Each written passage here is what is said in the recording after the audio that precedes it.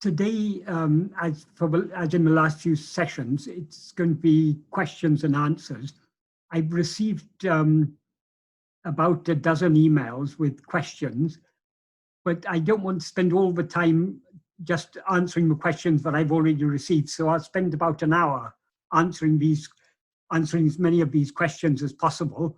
And then it'll be open to anyone to raise their hand and ask questions. Anyone who's sent questions, if I'm not able to answer your questions this time, I will keep them over for the next session in 2 weeks' time. The first question is from Saravana Bhavan. He says, as I'm a new member to this group, I need some clarification in the following aspects.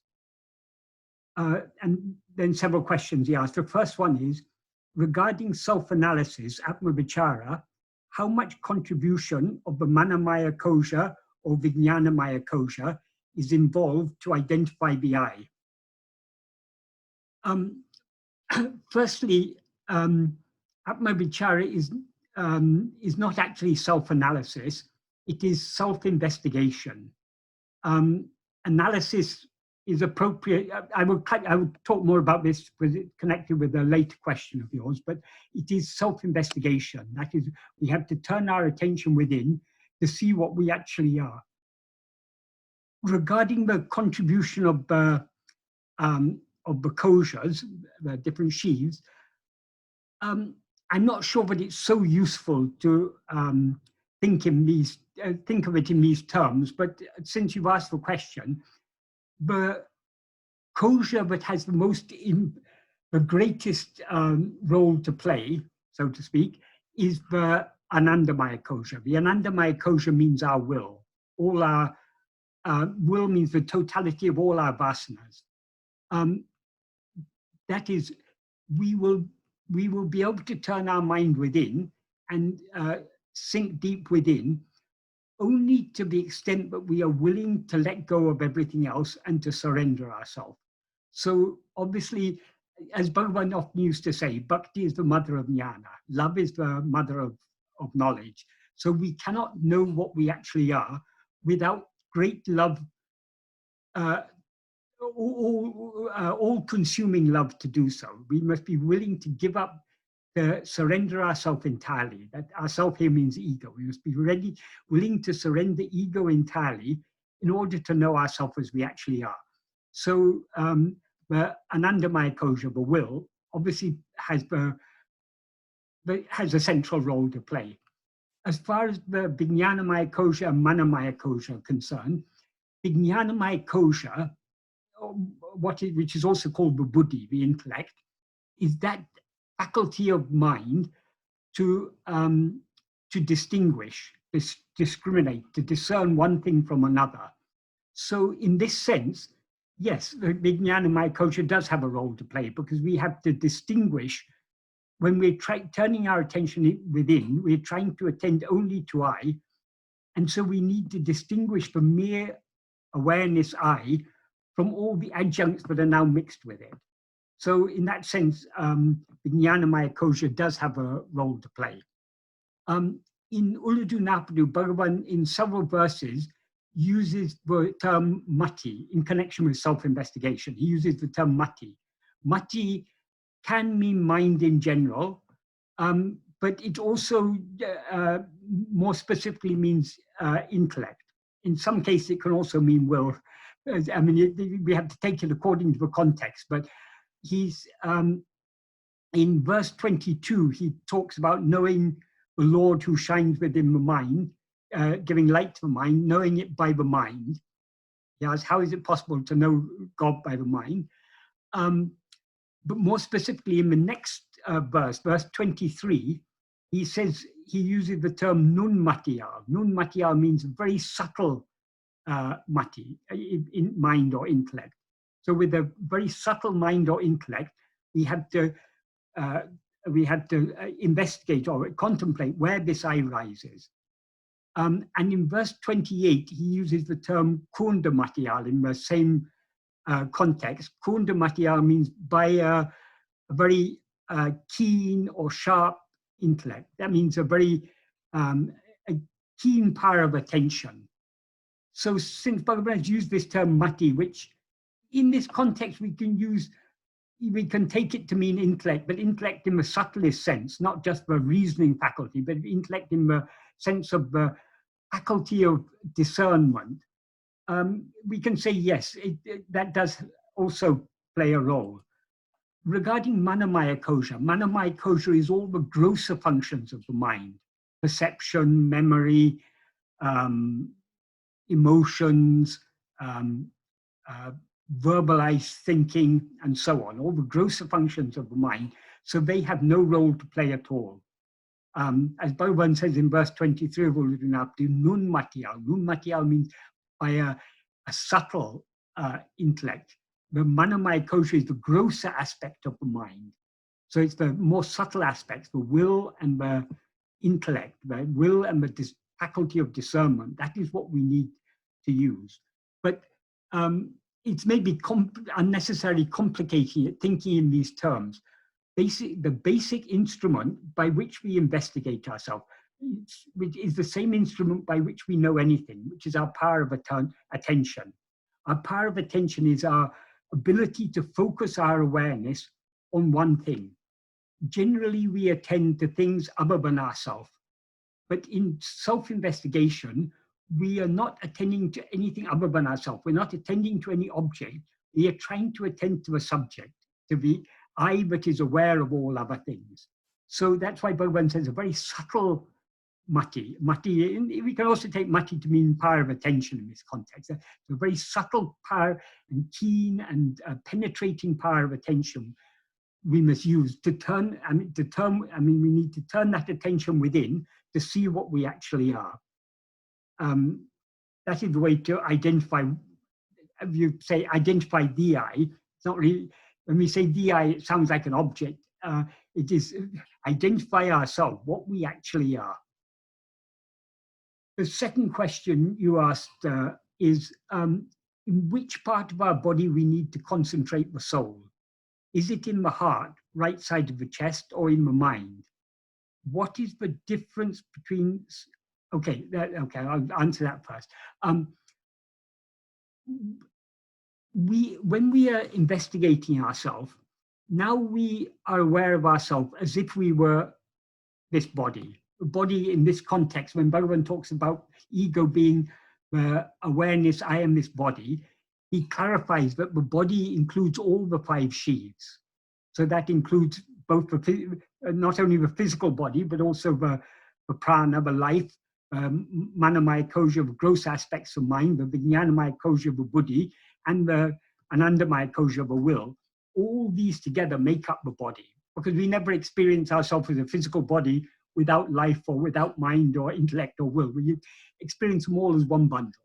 So when we are investigating ourselves, we are trying to distinguish ourselves from all these adjuncts with which we now confuse ourselves. So we are trying to focus our attention only on the I, to the exclusion of everything else. So we shouldn't be meditating on any place in very gross understanding.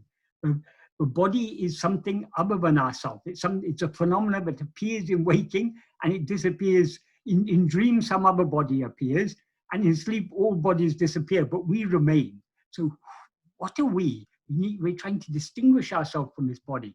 So tending to any place in the body it's an objective attention, whereas we are trying to turn our attention away from all objects back towards the subject. So we need to ignore body, mind, everything. We need to focus our attention only on ourselves, only on I, only on the fundamental awareness of our own existence. The next question is, what is the difference between self-observation and self-analysis? Just to be the self, feeling about the soul I, or analysis or investigate the I? If so, how? What we have to look at in the I am I. Self-analysis is the process, but in is generally called by the term neti neti. Neti neti means not this, not this. That is, in order to investigate and find out what we are, we first need to have an intellectual understanding of what we are not. So long as we mistake ourselves to be this body, for example, if we are told to attend to ourselves, we can sit in front of a mirror and look at our face, and we may think we're attending to ourselves. So first we need to understand we are not this body. We are not the life in this body, the prana, the breathing and all that. Nor are we the mind, the thinking and feeling and the gross aspects of the mind, the perceiving and remembering and all the gross aspects of the mind. Nor are we the intellect, nor are we the will. We are that which identifies itself with all these things, but which is actually none of these things. So our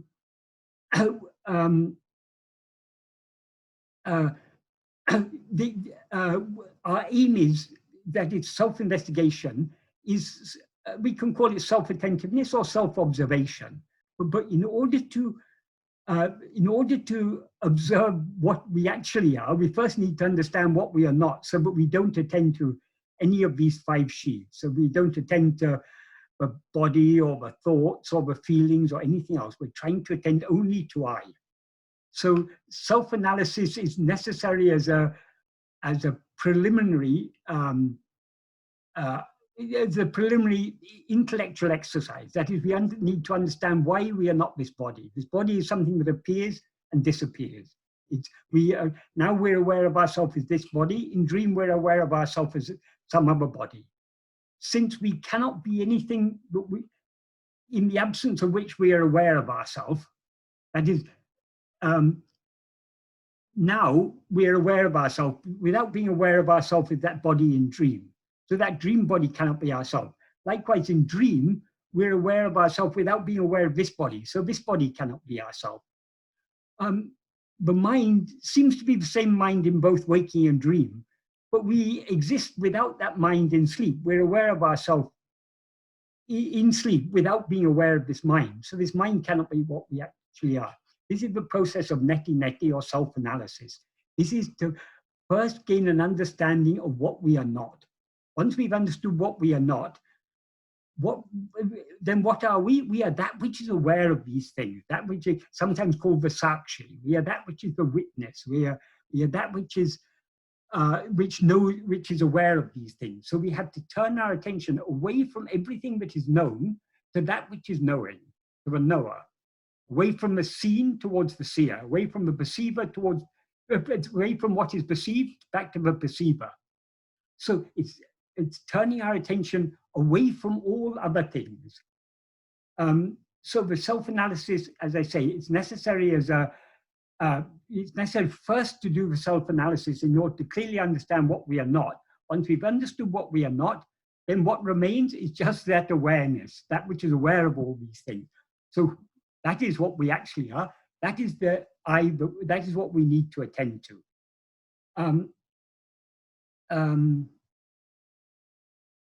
So what we have to look at, your question, what we have to look just at ourselves, just at the mere awareness I. You referred to it as the awareness I am I. Bhagavan did use the term I am I, nan nan, or aham aham.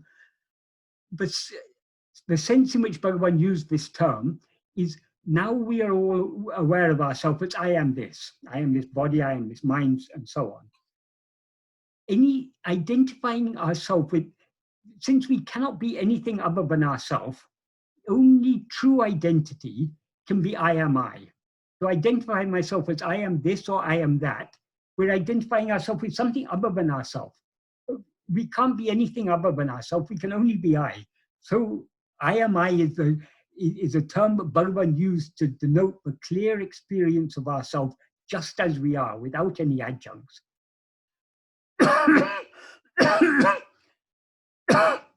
And your next question is, how can we make sure that we are properly observing ourselves?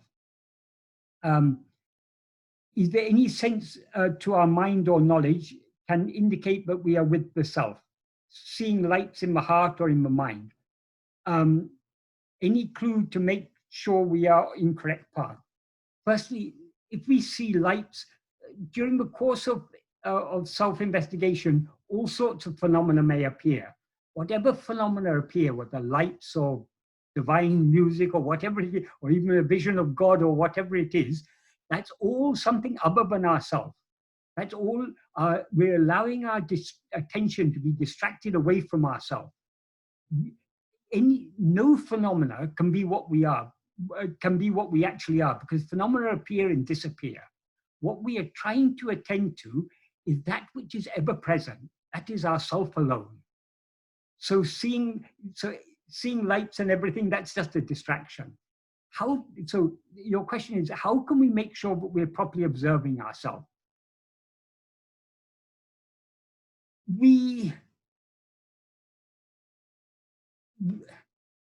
What we are doing is we're trying to focus our attention so keenly on ourselves that we thereby remove it from everything else.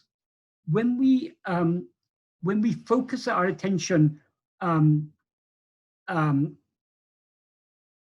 we focus the more keenly we focus our attention on ourselves, the more other things, our attention is withdrawn from other things, and other things recede into the background. So the more keenly we attend to ourselves, the less we will be aware of anything else. But only when we attend to ourselves so keenly that we thereby cease to be aware of anything else at all, are we attending to ourselves perfectly. But that will be just one moment when we attend to ourselves perfectly. We will then be aware of ourselves as we actually are, and the whole story will be over. The ego will be thereby annihilated. So we're on a path of investigation. In a path of investigation, so long as we're on this path, we haven't yet reached our goal. We are still investigating ourselves. So if we follow all the clues that Bhagavan has so clearly given us, we are on the right track. We just have to continue trying more and more keenly, more and more vigilantly, to be self-attentive. That is, to attend only to ourselves and not to anything else. So long as we're trying to do so, we're on the right path. We may not be attending to ourselves perfectly. In fact, if we were attending to ourselves perfectly, as I say, the story would be over. We'd be aware of ourselves as we actually are. Because if we attend to ourselves perfectly, we're not aware of anything else. So that is a state of pure awareness, which is our real nature. So as soon as we're aware of ourselves as we really are, ego is annihilated and everything, our journey is over. We've reached our goal. Until then, we have to continue investigating, continue trying more and more keenly to attend to ourselves. Your next question is, Atma-vichara is better done with closed eyes or opened eyes? And then you comment, for me, I feel open eye will give opportunity to practice while we are carrying out our duties in any places. It shouldn't make any difference whether our eyes are closed or open, because our attention is supposed to be going inwards, not going outwards. If we're aware of whether our eyes are open or closed, we're attending to something other than ourselves. So we shouldn't even be concerned about whether our eyes are open or closed.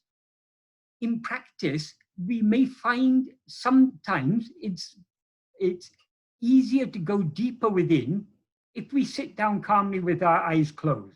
At other times, we may find it easier to hold on to that self-attentiveness with our eyes open. There's no hard and fast rule. This is a path of investigation. We have to find out for ourselves what works best for us. And what will work well one time may not work well another time. So we have to continue investigating ourselves. And as we go along, we'll find out what works and what doesn't work, or what works under some circumstances, not under other circumstances.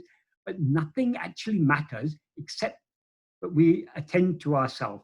So long as we're attending to ourselves, whether we're standing or sitting or lying, doesn't matter. Whether our eyes are open or closed, doesn't matter, because our attention is going only within, not going outwards.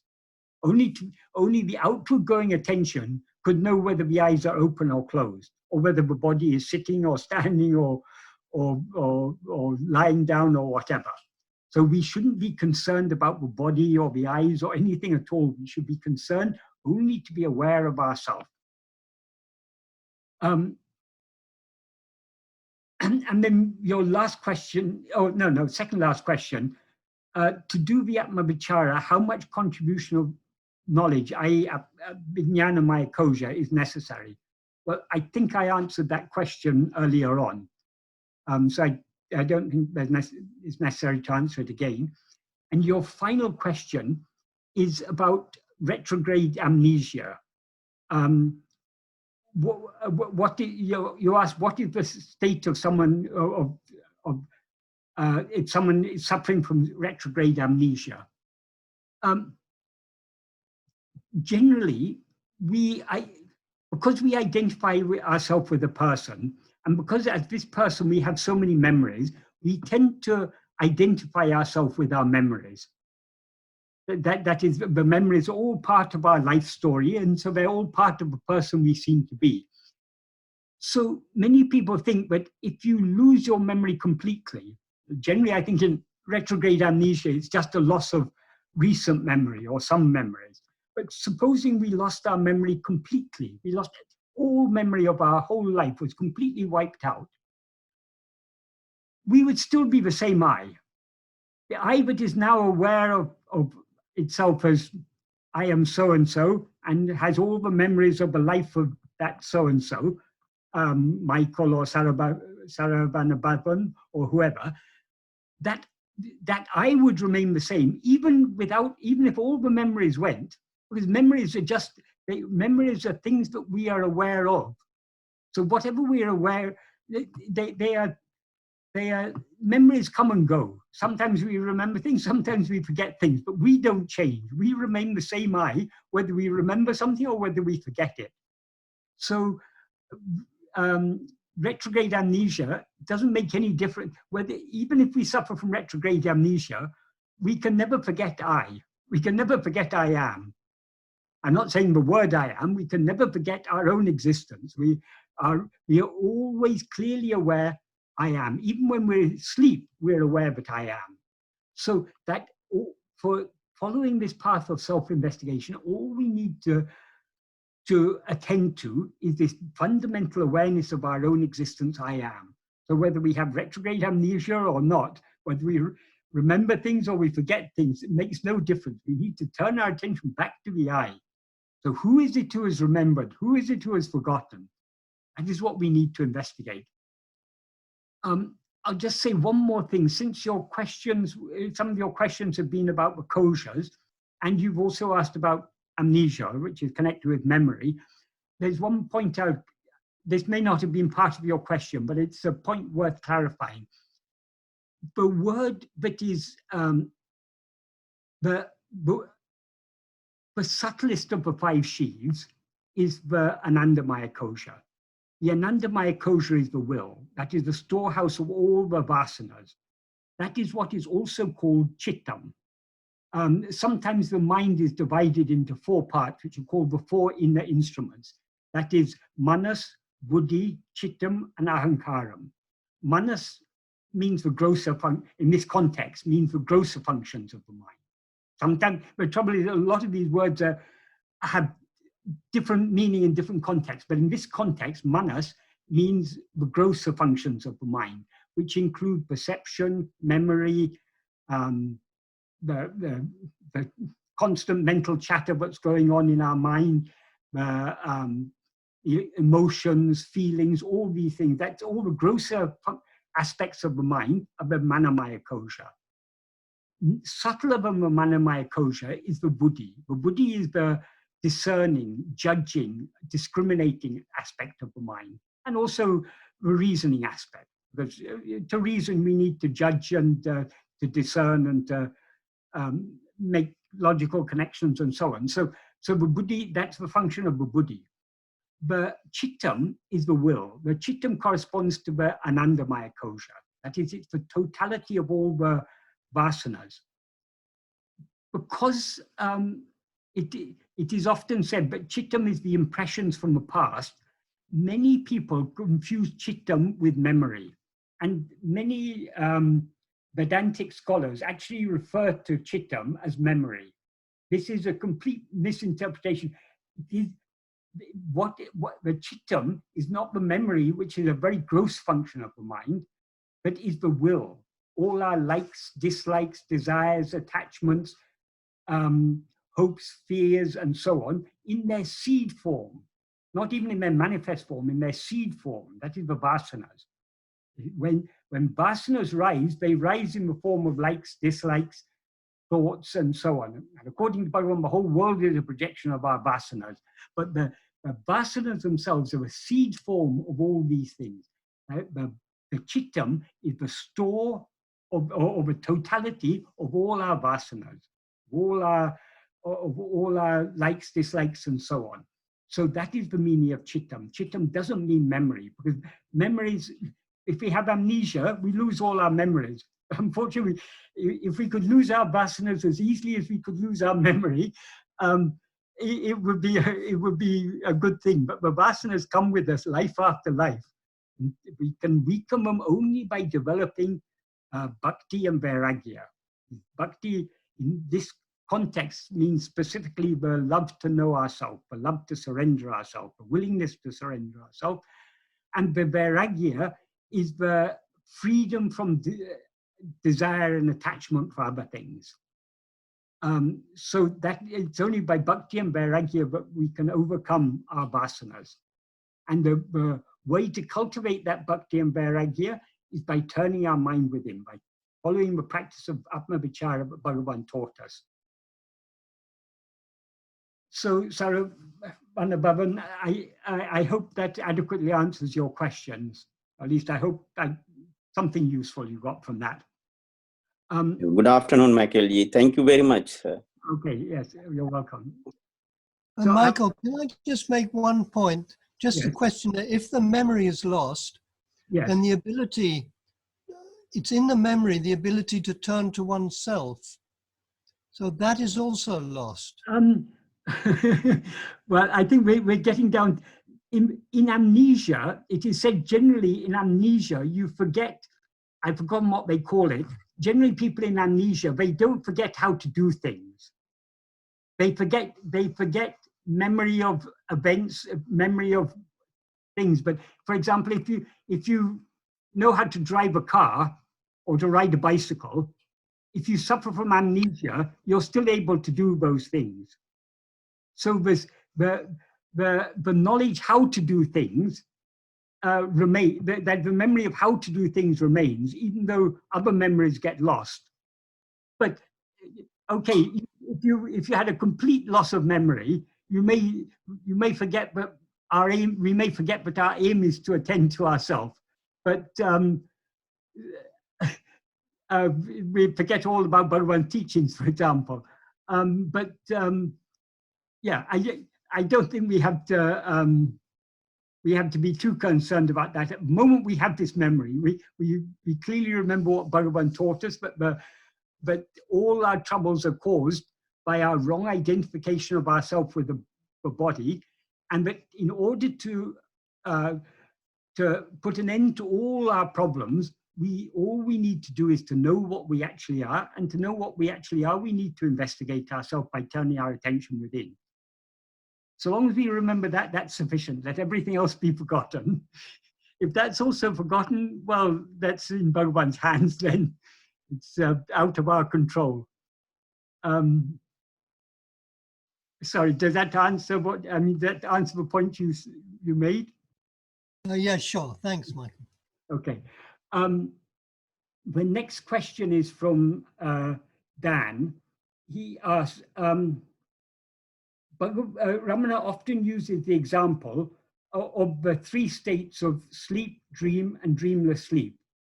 However, aren't all these states really dreams within the dreams, within the dream? In other words, don't they only exist for the ego, but imagines itself to experience them? Yes, all these three states exist only in the view of ego. But ego exists only in two of these three states. It's only in now I see you wrote 3 stages of sleep, dream, and dreamless sleep. I think you meant waking dream and dreamless sleep. It's only in waking and dream that we exist as ego. So sleep, the third state, sleep, ego, we don't exist as ego in sleep, but so sleep seems to be another third state only from the perspective of ourself as ego in waking and dream. Both waking and dream, according to Bhagavan, what we now take to be waking is just another dream. The whole of our present life in this, our present body, the whole of this life is one dream. Within this dream, we have periods of waking, dream, and sleep. We have every day we are awake for much of the day. At night we go to bed, we sleep, and in that sleep then other dreams come. So those dreams that we have at night are dreams within a dream. Even dreamless sleep, though ego doesn't exist in dreamless sleep seems to be a third state rather than the only state. From a perspective of ourselves as ego, when we in waking and dream, that is when we rise as ego, we're in a state of waking and or dream, because they're actually one and the same. Every dream while we're dreaming seems to be waking, but all states that seem to be waking are actually just dreams. So either we rise in a dream or we subside and then we remain in dreamless sleep. But actually, according to Bhagavan, sleep alone is our real state. It seems to be a state limited by time because of our rising from it. So it's only from the perspective of ego in waking or dream, but sleep seems to be a temporary state. It's actually our natural state of pure awareness. But though it's our natural state of pure awareness, ego isn't destroyed in sleep because we experience that pure awareness only after the ego has subsided. That is, because we're tired, we as egos subside, and what then remains is the pure awareness, which is our real nature. So that's what remains in sleep. So what sleep actually is and what it appears to be from the perspective of ego in waking or dream is different. According to Bhagavan, sleep is actually our real state. The waking and dream are states that arise only in the view of ourself as ego. In the view of our real nature, we are eternally in that state of ever wakeful sleep. That is it is sometimes said there's a fourth state. Bhagavan has clarified it's not actually the fourth state, it's the only real state. It's that fourth state is sometimes called Turiya, which means the fourth. It's also sometimes called Jagrat Sushupti, which means wakeful sleep or waking sleep or wakeful sleep. That is our natural state. It is from the perspective of ego in waking and dream, the sleep that we experience every day seems to be temporary, and therefore it seems to be different from Turiya, from our real state of waking sleep. But Bhagavan says, actually, when ego is destroyed, we will find that what was previously taken to be just a temporary state, or even from a perspective of ego, sleep seems to be a state of darkness. Bhagavan says we will see that what previously seemed to be a state of darkness will be recognized to be the state of perfect clarity, pure awareness, our real nature. We can know the real nature of sleep only when we turn within and experience it here and now, and thereby annihilate ego. I hope that helps to answer that question. So yes, in a sense, yes, it's all dreams within a dream. It's all only within the view of ego, all these alternating states of waking, dream, and sleep. Though ego doesn't exist in sleep. the next question is by Kiran. What he says is, I want to know Arunachala in his full depth and dimensions. It is said that the highest goal one can attain in this world and every other world that exists is Arunachala. Is this true and also the only worthy goal of life? That's the first question. I'll answer that first and then I'll come to the other question. According to Bhagavan, Arunachala is our own real nature, our own self. What we actually are is Arunachala. Because our mind is turned outwards, Arunachala has appeared outwardly in the form of a hill to teach us through silence to turn back within. So knowing Arunachala in his full depth and dimension is possible only when we know ourselves, because Arunachala is ourself. Arunachala is what we actually are. Arunachala is our true nature, Atma-vichara, Brahman, or whatever we call it. So what we actually are is Arunachala. So to know Arunachala, we have to know ourselves. So Bhagavan says in verse 40, I can't remember, 43 or 44 of Aksharam, he reveals what Arunachala taught him in silence. What he says is, Tirumbiya handane dinamaha kankan terium endranayan Arunachala. That is, Tirumbiya turning within. Dinam, tane dinam aha kankan. Daily, or daily there means constantly, frequently, see yourself with the inner eye. That is not this physical eye, but the inner eye of attention. See yourself with the inner eye. Terium, it will be known. Endranayen Arunachala. Thus you told me my Arunachala. So obviously Arunachala didn't tell this to Bhagavan in words. Arunachala is teaching in silence.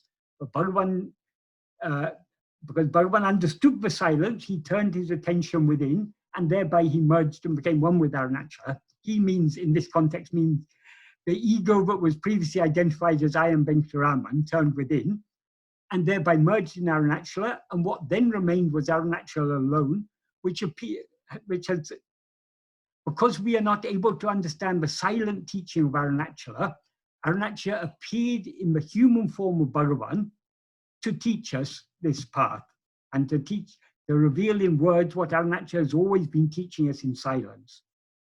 So if we want to know Arunachala in his full depth and dimension, the only way is to turn our attention within and know ourselves, know what we actually are. And your next question is, if I constantly hold on to this ego I, which I seem to be now, will I realize that I have always been Arunachala? Yes. The connection between Arunachala and ego is the same connection that exists between a rope and the snake that it seems to be. What is the snake? It's actually just a rope. So what is ego? It's actually just Arunachala. The difference between the snake and the rope is not a difference in substance. It's a difference in appearance. The rope appears to be a snake. It seems to be a snake. But so what the snake actually is only the rope. But the difference between the snake and the rope is a difference in appearance. Likewise, the difference between ego and Arunachala is not a difference in substance. It's a difference in appearance. The substance, what actually ego is only Arunachala. But so long as we rise as ego and identify ourselves as I am this body, we seem to be something other than Arunachala. But so ego is just a false appearance. The reality underlying this false appearance is Arunachala. So if we turn our attention within and hold on to this ego, that is, attend keenly to this ego will thereby subside, and what remains is Arunachala. Just as if you see a rope and mistake it to be a snake, how can you kill that snake? The only way to kill the snake is to look at it very carefully and see that it's actually a rope. Likewise, the only way to kill ego Because ego doesn't, just because the snake doesn't exist, we can beat it with a stick, but you're not going to kill it because it's not actually a snake. The only way to metaphorically kill it is to look at it very carefully and see what it actually is. Likewise, this ego doesn't actually exist. It seems to exist, but it doesn't actually exist. So the only way to see what it actually is to look at it very keenly, and thereby what it actually is will become clear. That is Arunachala. And if we look at it close, if we look at ourselves closely enough, we will see that we have never been anything other than Arunachala. That's pure. Arunachala means pure awareness. And then you ask, is this possible? Is there hope? I, a petty, worthless creature, can know the Supreme Lord himself? Question mark. No, a petty, worthless creature can never know the Supreme Lord. But you are not a petty, worthless creature. You are the Supreme Lord. You, Tattvamasi. Now you are mistaking yourself to be a petty, worthless creature. So long as you're aware of yourself as a petty, worthless creature, you cannot know the Supreme Lord. Only when you surrender yourself completely by turning within and merging back into the Supreme Lord, can you know the Supreme Lord. And once you know the Supreme Lord, you're no longer a petty, worthless creature. You're the Supreme Lord himself. Bhagavan has expressed this beautifully in verse 22 of Ulludunapta, which I referred to earlier in connection with the word mati. What Bhagavan says there is, consider, except by turning the mind back within and completely immersing it in God, who shines within that mind, giving light to the mind, how to fathom God by the mind. So how can we know the Supreme Lord? How can we know Arunachala? Only by turning our mind back within. Because Arunachala is always shining in our mind as I. Arunachala is the light of awareness that illumines our mind. That's what he says, who shines within that mind, giving light to the mind. So what is the light of awareness that's always shining within us? But we're now using that light of awareness to know other things. We should turn that light of awareness back within and merge it back into its source, which is Arunachala, which is God, or in this verse 22 of Ulludunapta, the term Bhagavan uses is Pati. Pati means the Lord or God. And we can also say Arunachala. So and Bhagavan says this as a rhetorical question. Consider, except by turning the mind back within, completely immersing it in God, who shines within that mind, giving light to the mind, how to fathom God by the mind.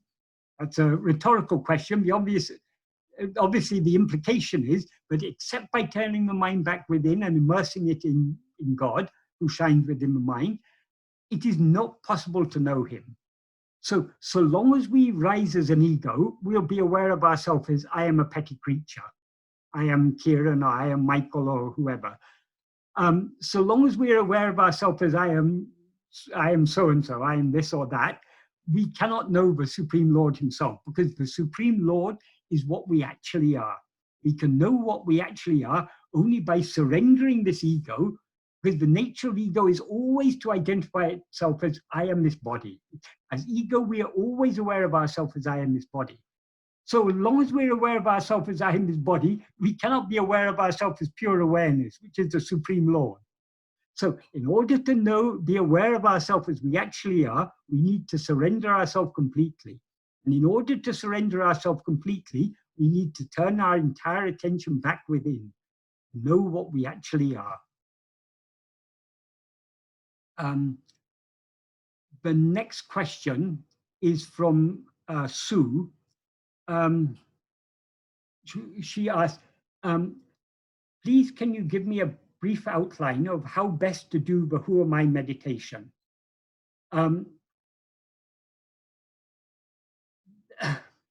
Though sometimes Bhagavan referred to the practice of self-investigation as meditation. For example, sometimes he referred to it as Swarupa Dhyana, which means meditation on our real nature.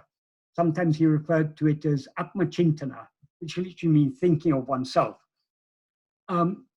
So though he sometimes referred to it as meditation, generally he referred to it as investigation. The Sanskrit term he used most commonly is vichara, and the Tamil equivalent of that is nadu. So, natum. Natum means, is the noun form of that verb natu. That means to investigate or investigation. So what we are trying to do, we are trying to investigate what we are. So it's not just a matter of, it is a meditation in the sense that we can investigate what we actually are only by steadily observing ourselves, by being keenly and steadily self-attentive. Because the only, if we want to know things other than ourselves, we need a mind. If we want to know anything outside us, that is anything outside this body, we need the five senses. We need eyes, ears, nose. We need, or at least one or two of them we need to know anything outside. And if we want to, if we're scientists and we want to know about distant planets, we need big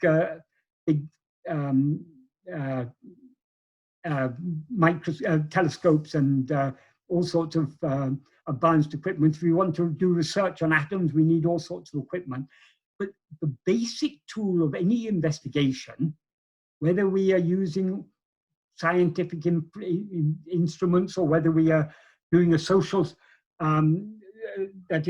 social science survey, research by doing surveys or whatever, anything we want to know, the basic tool we use is our attention. Without attention, all these instruments are useless. That is, all the readings that come from all these instruments that scientists use, there has to be a person there in order to read those results and interpret them. So ultimately, all research is done only by observation, by attention. So that is the only tool we have to know ourselves. But whereas to know anything other than ourselves, we need mind, we need intellect, we need senses, we need so many other things. To know ourselves, we don't need anything except our power of attention. Now our power of attention is directed out towards things other than ourselves. We need to turn that power of attention back within, back to know who am I. That is to, when Bhagavan used this phrase, who am I, nana or nanya, he didn't mean that we had to question. Some people take it to be a question. In a sense, it's a question, but in the practice, we're not questioning what we actually are. We're investigating who am I. So it's turning our attention back towards this I in order to know who or what am I. That's all that is needed. It's just simply turning our attention back towards ourselves, towards I. Your next question is, I didn't really understand this question. I think maybe you didn't quite type it correctly. Why is there no suffering in world in accordance to emptiness? That I didn't understand. If you're there, Sue, can you explain this question?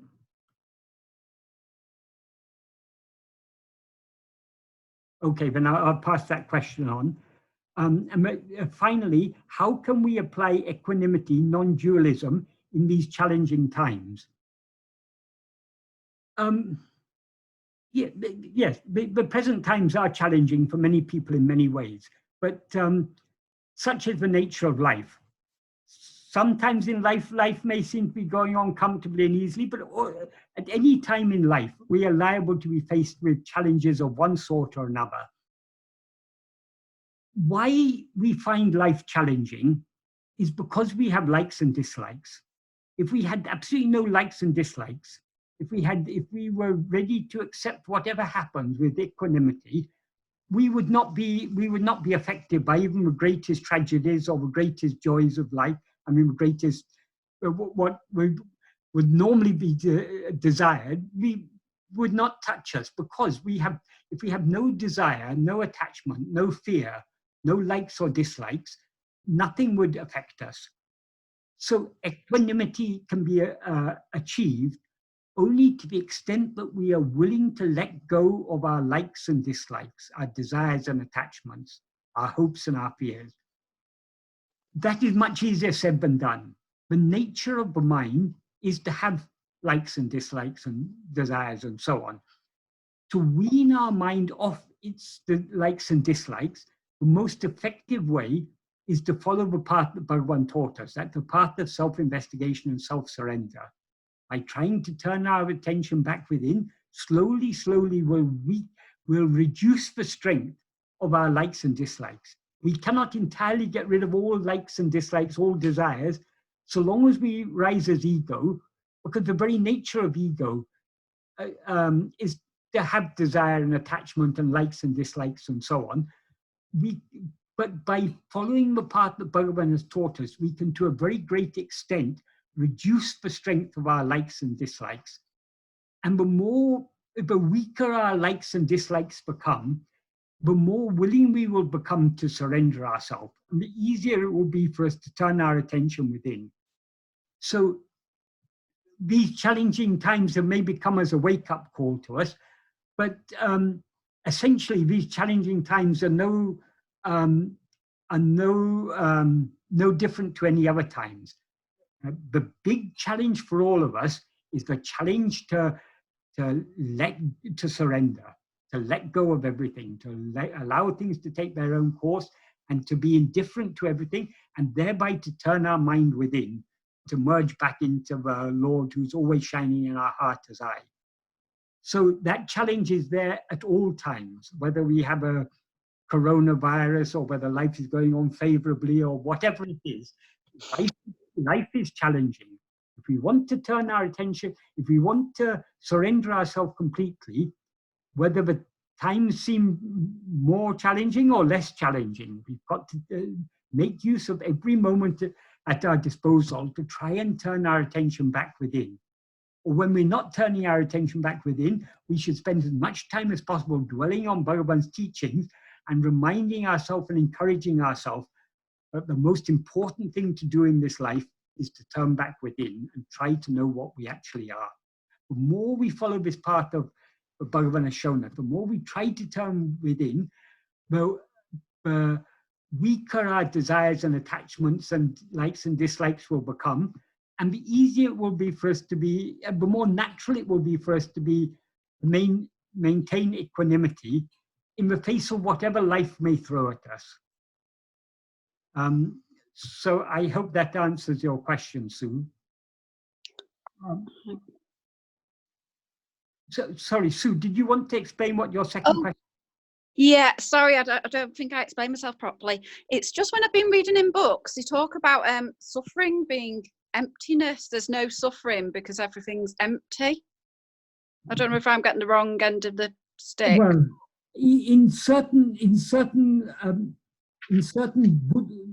according to certain schools of Buddhist philosophy, everything is empty. That may be what it is, but and according to Buddhism, suffering arises because of desire. But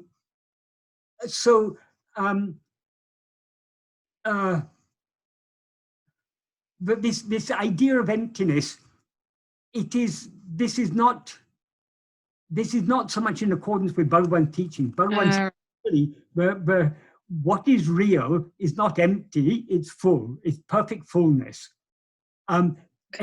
All phenomena are in a sense empty, in the sense that they are just nothing. They just appear and they disappear.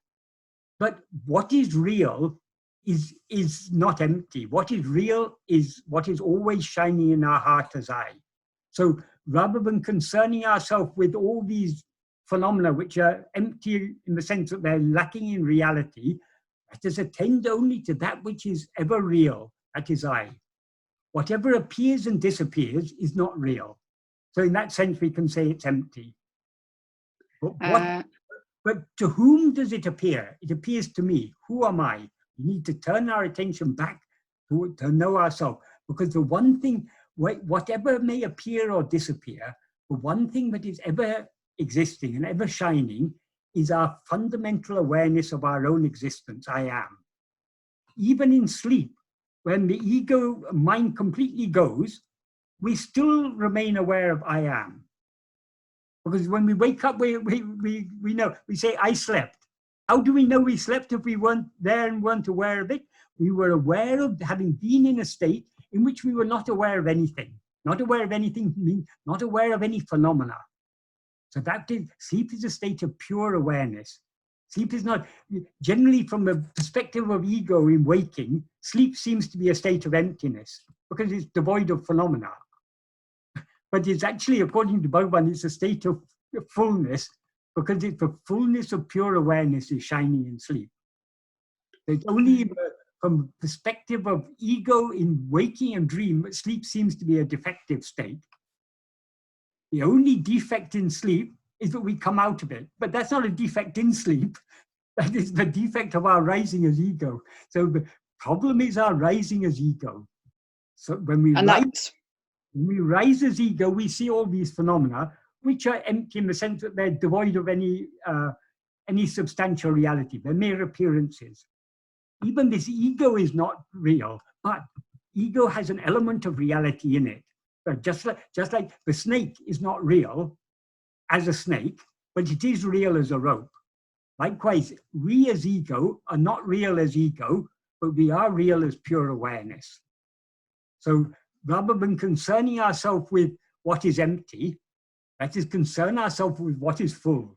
And in other words, rather than concerning ourselves with what is unreal, what appears and disappears, is concern ourselves with what is real, what is ever existent.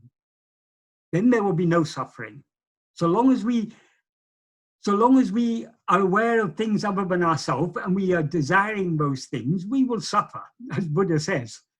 So long as you desire that which is empty, you're going to be disappointed because Bhagavan said there's no happiness at all in any of the things of the world. Happiness we seem to derive from those things is actually the happiness that is already existing within us. Because we have desire for something. I have a desire to eat chocolate.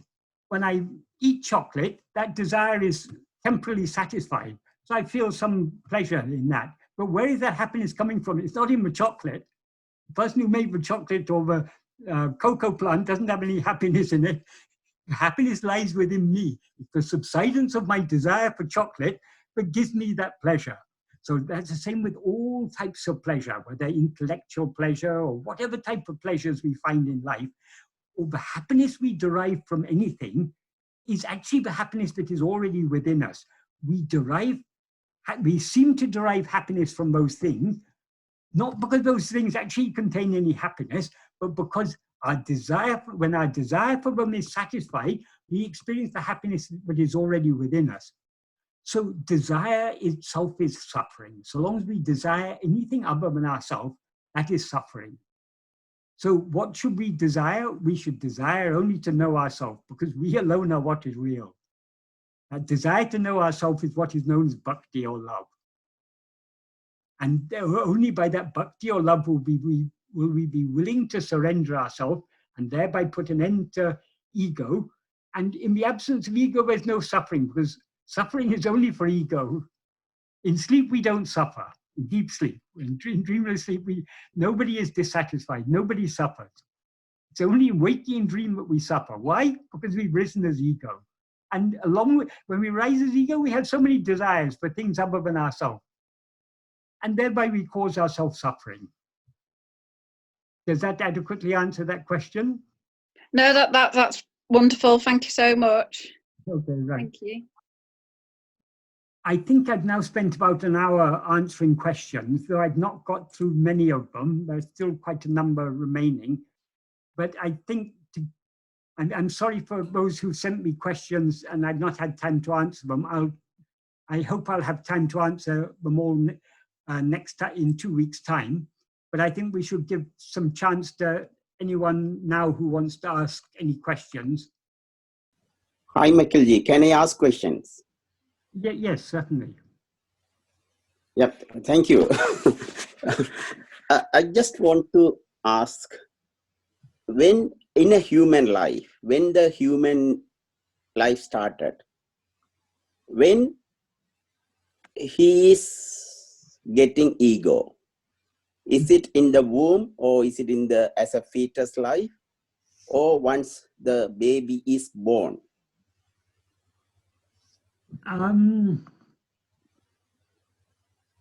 when do we first become aware of ourselves as I am this body? I don't think any of us. These are questions. It's very difficult to say precisely. I understand what your question is about. It's about the right and wrong of abortion and so on. Termination, or yeah. I think generally, a fetus in the womb is a potential life. A fetus in the womb may be in a state of sleep, so that ego may not be manifest there until after birth. But still, it's a potential life. I think the question of abortion is a very, very difficult question, because it's the rights of the fetus against the rights of the mother. And I don't think there's any easy answer to that. Nowadays, but generally, the general belief is that women should have control over their own bodies. But the fetus also, arguably, also has certain rights. Just like we wouldn't kill someone who's asleep just because they're asleep. If a fetus is in a state of sleep, a person in a state of sleep, then it's very questionable. And I don't think there's any very easy answer to these things. I think ultimately, we each have to decide for ourselves what we feel is right and wrong, and live according to what we can't force our. It's good for us to have high standards, to live according to high standards of morality, but it's also not right for us to force our standards of morality on others. That creates other problems. So there is no. Life is full of moral dilemmas, and there's no easy answer to these things. If we are following the spiritual path, the main ethical criteria should be ahimsa. We should try to avoid causing harm to anyone. But even that is, it's a very good principle, but how to put that principle into practice is not always very clear.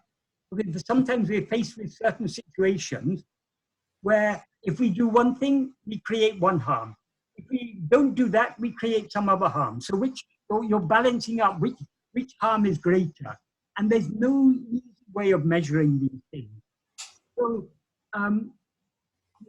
generally speaking, we should try to follow a life of ahimsa to the best of our ability. But since our own judgment in these matters is less than perfect, none of us know for absolute certain when we're creating more harm or when we're avoiding more harm. We don't know. So ultimately, we just have to leave. If we're following Bhagavan's path, we're trying to follow the path of surrender. So we're trying to surrender our will to his. So if we are truly following this path of surrender, it will be natural for us to live according to the principle of ahimsa. That doesn't mean we'll always get it right. Sometimes we may make mistakes, but if we make mistakes, if we have surrendered our will to him, whatever mistakes we make, that's according to prarabdha. So let's not concern ourselves with these things. So ultimately, Bhagavan says, what we need to investigate is ourself, not other things. So moral questions, there is no, I mean, obviously we have to try to live an ethical life. We have to live to the best of our ability according to ethical principles. But we shouldn't spend too much time dwelling on these things and investigating these things. Our aim is to surrender ourselves. Surrender ourselves means giving up our own will, giving up our own likes and dislikes. The more we surrender ourselves, the less we will do any wrong. Because what makes us do wrong is our will, our desires, our attachments, our likes, our dislikes, and so on. To the extent we're able to surrender these, to that extent, we're avoiding doing wrong. And if we're on this path of surrender, it will be natural for us. to avoid trying to harm, to do our best to avoid causing harm to anyone. So yes, I think for someone following the spiritual path, we can say, yes, maybe abortion is wrong, but we shouldn't go out and tell the world, oh, abortion is wrong, you shouldn't, because who are we to interfere in other people's affairs? Bhagavan says, as far as possible, we should avoid interfering in the affairs of others. So this is a moral question up to each parent has to decide for themselves in such situation. And we are not there to give moral lectures to others. If it's a situation that affects us, we act according to what we feel is right. But we can't impose our sense of right and wrong on others. See how much most people in this world eat meat. Meat is literally murder. Animals are being killed every day. Millions of animals every day are being killed for people to eat meat. That's not necessary. It's obviously morally wrong by our standards, but by other people's standards, they don't feel it's wrong. So we can't change the world. We can only change ourselves. So, boosting economy. Boosting economy. Well, yeah, yeah. The thing is, yes, I want to ask, what is the purpose of the human birth? The human birth is a rare birth, according to the philosophy in Hindu. Yes. To reach their destiny.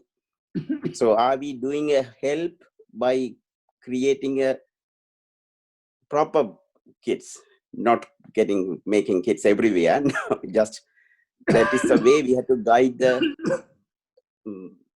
progeny and guide the human nature.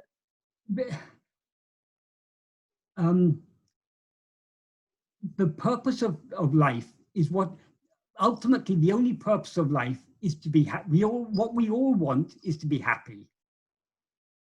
So the purpose of life, we can say, is to be happy. That's what we all aim for. The problem is we are all seeking happiness in the wrong places. We're seeking happiness outside ourselves. So long as we seek happiness outside ourselves, if I'm very interested in football or something, for me, the purpose of life may be going to watch a football match every Saturday and seeing that my team wins and gets to the top of the league or whatever. If my purpose, if I think that I'll be very happy if I have lots of money, my purpose in life will be to earn lots of money and become very rich. So the purpose in life is the purpose we give it. But ultimately, what everyone is seeking, whether they're seeking wealth or power or pleasures or whatever they're seeking, ultimately what everyone, not only all human beings, all sentient beings, what they're all seeking is happiness. Because happiness is our real nature, and we're seeking to return to our real nature. If we understand that, happiness lies only within ourselves, then our purpose of life is to know ourselves. I really appreciate, Michael G, your the story about eating a bone in the cemetery by a dog and tasting his blood. That is the real happiness we are getting. Yes. So I am watching all of your, not all, most of your talk and fishing your gems. Yeah. Thank you very much. These are all Bhagavan's gems, not my gems. I am only saying what I learned from Bhagavan. I have nothing of my own. Yeah, but I am getting now, last couple of weeks or months, I am trying to get all those things. Thank you very much. Yes. Michael. Any clarity in what I say comes from Bhagavan. Any confusion in what I say comes from me. Okay. No. Bhagavan you are clarifying very well. Because I even through Bhagavan or somebody, even when I ask all those questions about the self-inquiry, I received in a couple of days some email. I thought you must have sent it, but it is the Bhagavan sent it. That's what I realized. Yes. But there are some questions too, because some papers are saying something different. you were saying about the samadhi. I was very impressed by reading those articles, Savikalpa Samadhi, Nikalpa Samadhi, and Sagaja Samadhi. But I heard in some talk, it's not very welcome by you. I don't know. I don't want to go through that. I just want to go to the look into my soul. That is the thing. Yeah. We didn't come to this world to know about samadhi. We came to this world to know who am I. Yes, So that is the important thing we want to discuss more. Let us forget about samadhi. Let us know what we actually are. If samadhi comes, let it come. If it doesn't come, we need not be concerned about it. It's who am I? That is what all Bhagavan has asked us to know. Yeah, definitely. Thank you very much. Could I ask a brief question if nobody else is up for one? Michael, this is Alistair. Yes. You were talking about Arunachala, the form of Arunachala, just now. Yes. It's always been a bit of a puzzle to me. And as you said, Bhagavan appeared as the mouthpiece of Arunachala. He sort of became the teachings of Arunachala came through Bhagavan. Yes. One possible explanation for what Arunachala actually is that it's simply, Arunachala, as we know, is just another name for God. It's the place on earth where God's vibrations are most intense, most intense on the one hand, and most readily available at the same time to others. So that it attracts people to it. People who are interested in sort of going back to God, to being subsumed into God, are naturally attracted to this spot on earth. Is that anything like it? Yes, you can say it like that. You can say it like that. That is, the true form of Arunachala is I. Right. Arunachala is what is shining in the heart of each one of us as I. Because our mind is outward going, Arunachala appeared in the form of a hill to teach through silence. But most of us, it's only the very mature souls who will be able to understand that silence. So because we lack that maturity to understand the silent teachings of Arunachala, Arunachala appeared in human form as Bhagavan to tell us to turn back within and know ourselves. Yeah. And he also revealed to us the special power of Arunachala, of the physical form of Arunachala, because that physical form of Arunachala is standing there teaching us through silence exactly what it taught us through words in the form of Bhagavan. Right. And okay. What is the significance of Arunachala? Bhagavan says very clearly in the first verse of Aksharam, Arunachala mena ahamenine pava ahatevera rupai Arunachala. Arunachala, you eradicate the I, the ego, of those who meditate on you in the heart. Meditate on you in the heart means, another meaning of that, aham in Tamil has two meanings. Aham is a Sanskrit word, the first person pronoun I. So it's used in Tamil in that sense. There's also a separate word in Tamil, same spelling, same sound, aham, which means inside or home or interior. So Arunachala mena ahame there can mean either within, or it can mean I. So one meaning of that is those who meditate on Arunachala as I, you root out their ego. The main point of that, I mean, one of the main inference we have to draw from that first verse is that the whole purpose of the manifestation of Arunachala is eradication of ego. Right. So there are different. If you want wealth, you can go to Puttapati and worship Venkateshwara. He's the god of wealth. And there's so many different gods within Hinduism, and there for different purposes. But Arunachala is there as the killer of ego. Bhagavan says in one verse of Arunachala, you've hoisted your flag to announce yourself as the killer of your devotees. How can I survive after coming to you? So Arunachala is there only to kill us, to eradicate ego. Yes, to absorb us back into to absorb us back into God. Yes, yes. Yeah. Okay, thank you. Which is another way of saying to reveal to us our real nature, because what our real nature is, what we call God or Arunachala or Bhagavan or whatever. So to reveal to us what we actually are, that is the purpose of Arunachala. And when it's revealed to us what we actually are, ego is thereby annihilated. Because ego is nothing but a false awareness of ourselves. And awareness of ourselves is something other than what we actually are.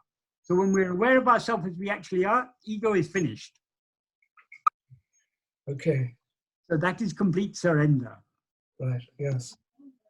Thank you. Right. I think Michael's iPad was next, I think. Can you hear me? Yes. Yeah, and he's unmuted. Yeah, okay. Well, I was going to ask one question, but then another came to mind. And I was wondering if you could sort of elaborate on what is an appropriate stance or response to the idea of one's own physical death. So yeah, I think intrinsically, I think some people are very just have a very benign view about it. Just feel, oh, that's just natural. It's the end of life. You just slip away. Many people, even people who are not religious in any way. Others are really fearful of it, and because really basically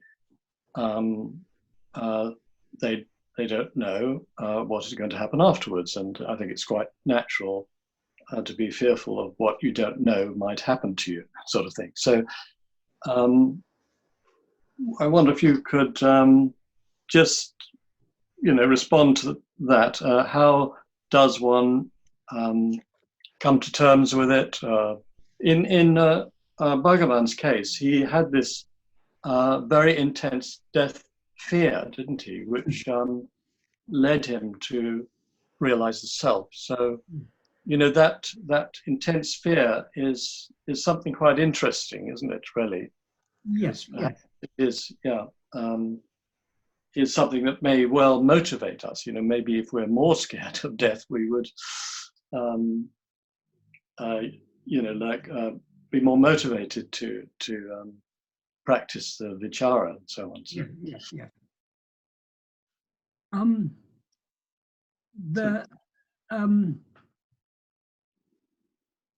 When Bhagavan had his fear of death, his response, that is, his response was to turn within. But most people, if they get fear of death, their mind doesn't turn within, their mind turns outwards, because people cling to what is most dear to them. So, for example, people who nearly drown or who come very close to death, they say that their life goes through, sort of goes in, all the events of their life are sort of replayed through their memory at that moment, because the mind is there clinging to what is familiar, clinging to the identity.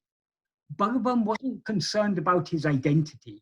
He was concerned about his existence. So when I die, when this body dies, will I also die? So because what he was concerned about was not anything other than himself, but just about his own existence. His fear was losing his own existence, and so he clung to his existence. That is to what he actually is, and thereby ego was annihilated, and what remained was just that pure awareness, which is called Arunachala or God or whatever we choose to call it, Bhagavan or whatever. So most of us, we generally, we all know, yes, we're going to die one day. We mean this body is going to die one day. We all know that. But most of us are so preoccupied with the small concerns of life, but we don't much think about death. Sometimes things may happen to suddenly bring us face to face with the imminence of death, and we may at that time get fear. But generally, most of the time we forget about death. Most of us live as if we're going to live forever. We plan how we're going to save money and for our retirement and everything, and as if it's going to go on forever. But we all know it's going to come to an end. But though we know it's going to come to an end, we live as if it's going on for indefinitely. This is a type of Maya. Our ability to switch off death, switch off the thought of death, is a type of Maya. But there's coping, isn't it? Sorry? It's a coping strategy, isn't it, really? It's a coping strategy. But there's also another very interesting thing that Bhagavan pointed out. Bhagavan said, even in the midst of a battlefield, when a soldier sees his comrades falling around him, he feels, and he doesn't feel death is imminent. He feels, I'm going to, at least for a few more minutes, I'm going to live. So, I mean, it is very, very difficult for us to really come to terms with the idea that we're going to die. Bhagavan said that is because we cannot die. We are immortal. What we actually are is immortal. Our real nature, we can never cease to exist. The problem is, because we identify ourselves with the body, we impose the immortality of our real nature upon this body, and we live as if this body is going to live forever. Even though we know, yes, we all know we're going to die, but we don't conduct our life as if we're going to die.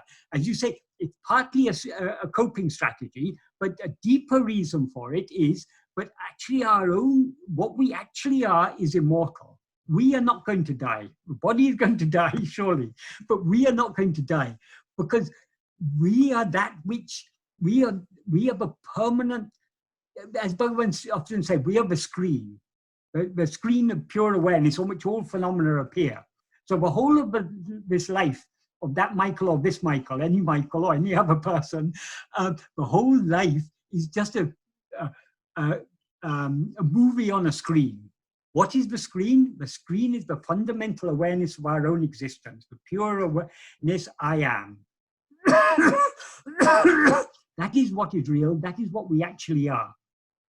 And that is immortal. Whether a picture is projected on the screen or not, the screen is always there. But this is not like the material screen. This is the ultimate reality is that pure awareness, which is our real nature, and which is always shining in us as I. So we are immortal, but when we rise as ego, we experience ourselves as if we have this mortal body.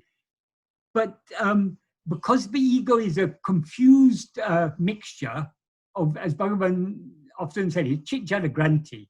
It's a knot formed by the mixture of awareness and or an entanglement of awareness and what is jada, what is not aware, namely this body. So it's a complete confusion, ego. So we take the qualities of our real nature and superimpose upon them in this body. So because inwardly we know we are immortal, there's something that tells us that we are never going to die. Even though our minds may say, yes, we're going to die, inwardly there's that sense of immortality is there. So we mix up that sense of immortality with that sense, I am this body, and we take it, we live our life as if we're going to live forever. So you ask for what attitude we should have to death. It's good to think about death. It's good to think to remind ourselves of the mortality of this body, because that puts our whole life in perspective. That most of us live our life trying to accumulate wealth or friends or position in society, status, and we identify so strongly with the life of this person that we seem to be. We have memories, and we identify with those memories, and we say, I was born in such and such place, in such and such a family, so and so was my father, so and so my mother, these people have been my friends, I've had this experience, I've had that experience. We identify with all these things. So if we think about death, if we remind ourselves of the mortality of this body, it will put our life, our little insignificant little life, in perspective.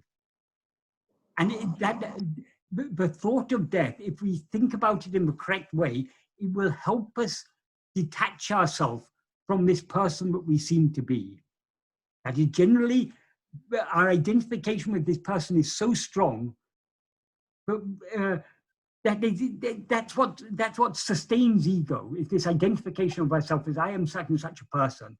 The more we can detach ourselves from this person by reminding ourselves of the mortality of this person, the easier it will be to be detached from other things. So thought of death is potentially, can be very beneficial in this spiritual path, to often remember our own mortality. But also, we shouldn't dwell only on our mortality. With what is mortal, it's only this body.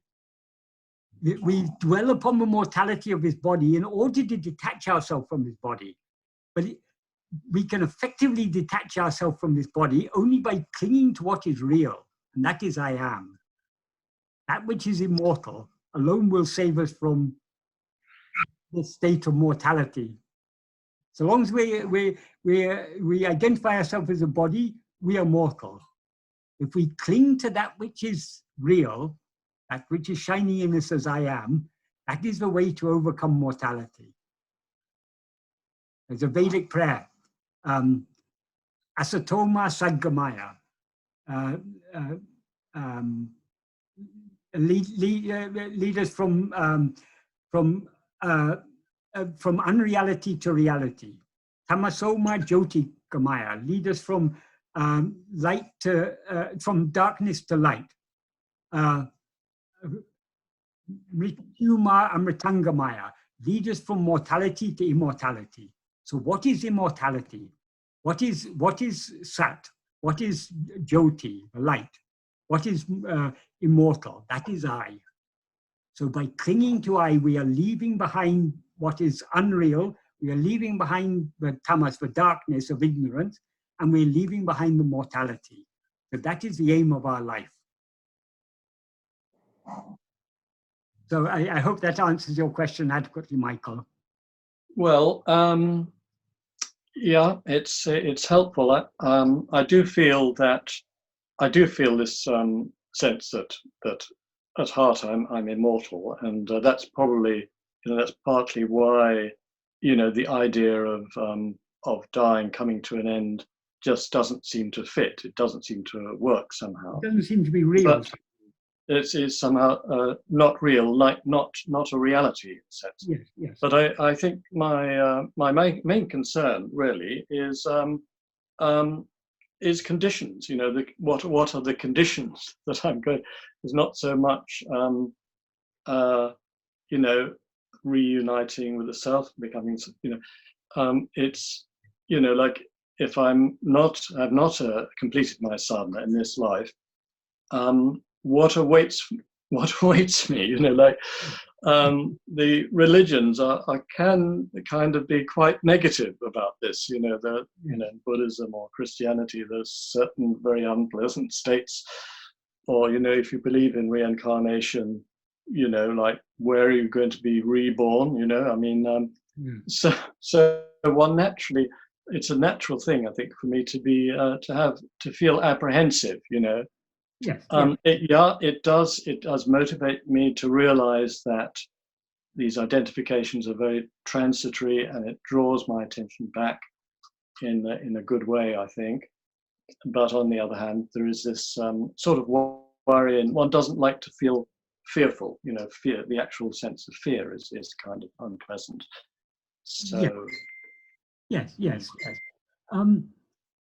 I think the best way to deal with this is... Are we going to be safe? As a devotee of Ramana Maharshi, am I going to be safe? This is a sort of fundamental question. Yeah. Well, remember, Bhagavan has given us some very wonderful assurances. He's assured us that we have a prey in the jaws of the tiger. Yeah, yeah. So we are safe. We are certainly safe. We're not going to escape. That is, we're safe in the sense that the tiger is going to swallow us. But a little bit of cooperation is needed on our part. We need to surrender to the tiger before the tiger will swallow us. So I think that the best way to deal with the type of fear that the type of apprehension that you're talking about is surrender, is to remind ourselves that we are in Bhagavan's hands, that he is taking care of everything, but whatever is to be will be, and that all that is required on our part is for us to yield ourselves to him, to not carry the burden on our head, but to give it to him, because he is the train that is carrying all the burdens. So instead of carrying our little burden on our head, put it on him. So even the concern about what will happen if I leave this body without the ego dying, even this concern we should leave to him. If I have to take 100,000 more births, let it be. Let me always be thinking of you. Let me always be surrendered to you. Let me always have love for your feet. I mean, Bhagavan has given beautiful prayers in Arunachala Stuti Panchakam. Ennamme devo adu sevai, kanneyun dran karalineo, kardal peruke taruvaye. In verse 7 of Arunachala Navamani Malay. Kanne means literally eye. Something as precious as the eye. He's referring to Arunachala as his own eye.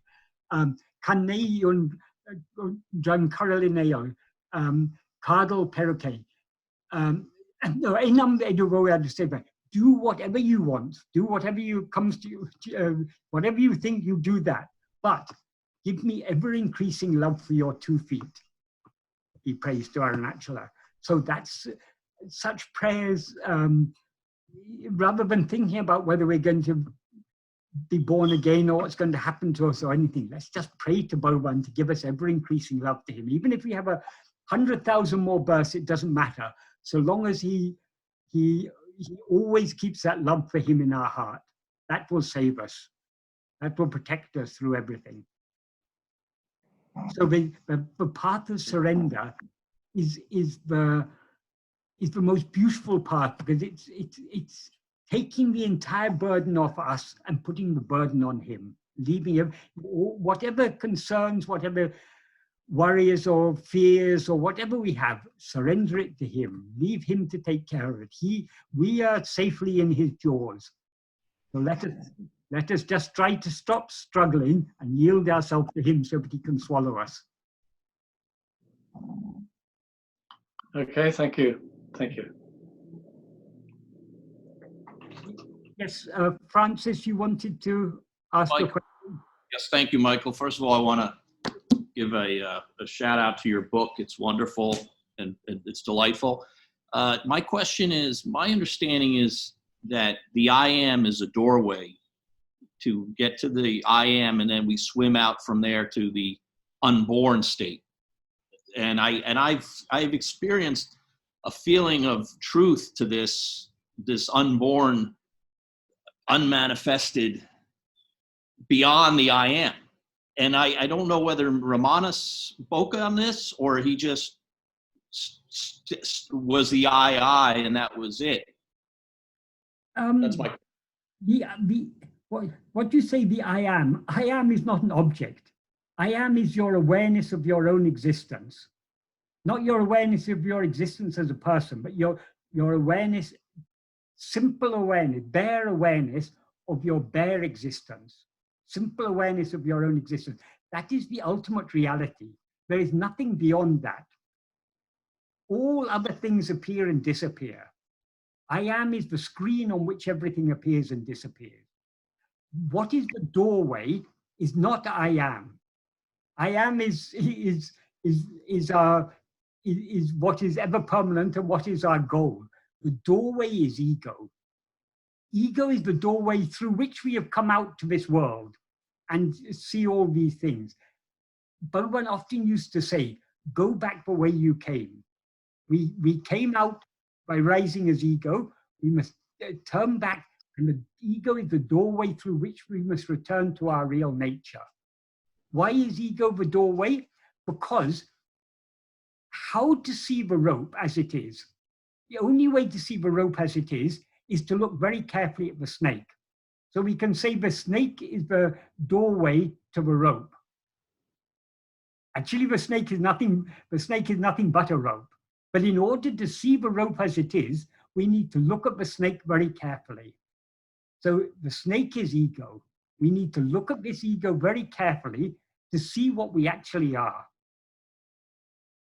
So ego, what is ego? Ego is this, is the fundamental awareness I am, mixed up with adjuncts. So now you're aware of yourself as I am Francis. I'm aware of myself as I am Michael. Both of those are lies. You are not Francis, I am not Michael. I am I, you are you. That is very, we cannot be, the Francis and Michael, these are just temporary adjuncts that have appeared and will disappear. Francis, this person we seem to be, appeared at birth and will disappear at death. But we exist beyond birth and death. So there's nothing beyond I am, but there is something beyond birth and death. What is beyond birth and death? I am. What we actually are is beyond birth and death. So it ends at the I am. There's no, I am is not a doorway to the absolute, to the unborn, unmanifested absolute. There is no. I am is the unborn, the unmanifested, the absolute. Okay. If the unborn, the unmanifested, the absolute was something beyond I am, we couldn't get there because we are I am. We cannot separate ourselves from I. But it's consciousness. It's consciousness it's really consciousness still. Yes. And we want to be, I've understood prior to consciousness is the unmanifested. This sounds a little bit like Nisargadatta, who is very confusing on this. Yes. I don't know what Nisargadatta means by all this, but some people say Nisargadatta, by consciousness he means mind, and by awareness he means the absolute. But since he didn't speak English anyway, so whether the confusion is caused by, there seems to be a lot of confusion in his teachings. To what extent that's caused by translators and to what extent it's caused by him. The thing is, there's so many, Advaita is an extremely simple philosophy, but there are many, many different interpretations of Advaita. People have unnecessarily complicated Advaita. Bhagavan has simplified it, brought it back to the basic, simple principles. And so Bhagavan has breathed a fresh clarity into the basic principles of Advaita. That is by pruning all unnecessary ideas out and keeping down to the bare essential. Bhagavan has explained Advaita more clearly than anyone has ever done, as far as I'm aware. Nisargadatta is quite the opposite. He's very, very confusing. A lot of things he says are not at all clear what he's talking about. And he makes distinction between Brahman and Parabrahman, as if there are two things there. There's only one thing. That one thing is I am. That is what is called Brahman. That is the absolute. That is the unmanifest. Well, even unmanifest. What does it mean unmanifest? It's unmanifest in the sense I am is the one thing that doesn't appear and disappear. All phenomena appear and disappear. Even ego appears and disappears. But what remains throughout is I am. What is the one thing that is common to waking, dream, and sleep is I am. In waking and dream, we're aware of ourselves as I am this person. I am this body. I mean, it's a different body each time, but we identify ourselves with the body. But in all three states, we're aware of I am. So that I am is alone that is the fundamental reality, beyond which there is nothing, before which there is nothing. Bhagavan says in one verse in Upadesha Undiyar, if one knows what one's real nature is, then Anadi, Ananta, Akhanda, Satchidananda. That means Anadi means beginningless. Ananta means endless, limitless, infinite. Akhanda means unbroken. Satchidananda. That is our real nature. That is what I am actually is. So if we know what we actually are, we will know ourselves to be that Anadi, Ananta, Akhanda, Satchidananda. There's nothing beyond that. That is what I am. That is the real nature of I am. That is what I am actually is. Bhagavan very clearly distinguished between I am and I am this. I am this is ego. That's the pure awareness I am mixed with adjuncts is ego. The pure awareness I am alone is the absolute reality.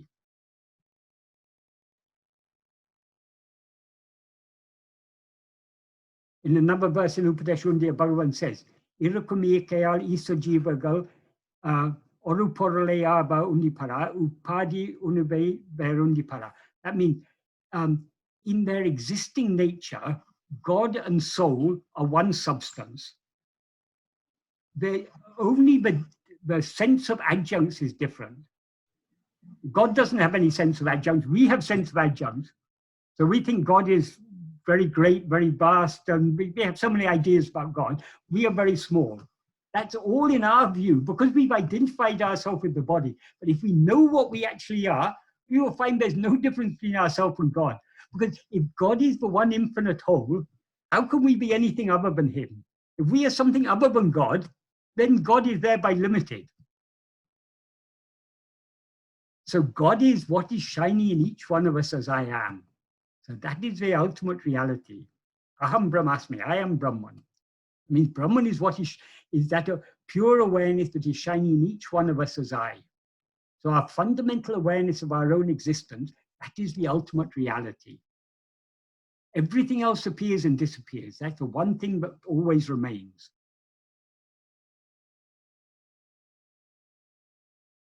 Does that adequately answer your question?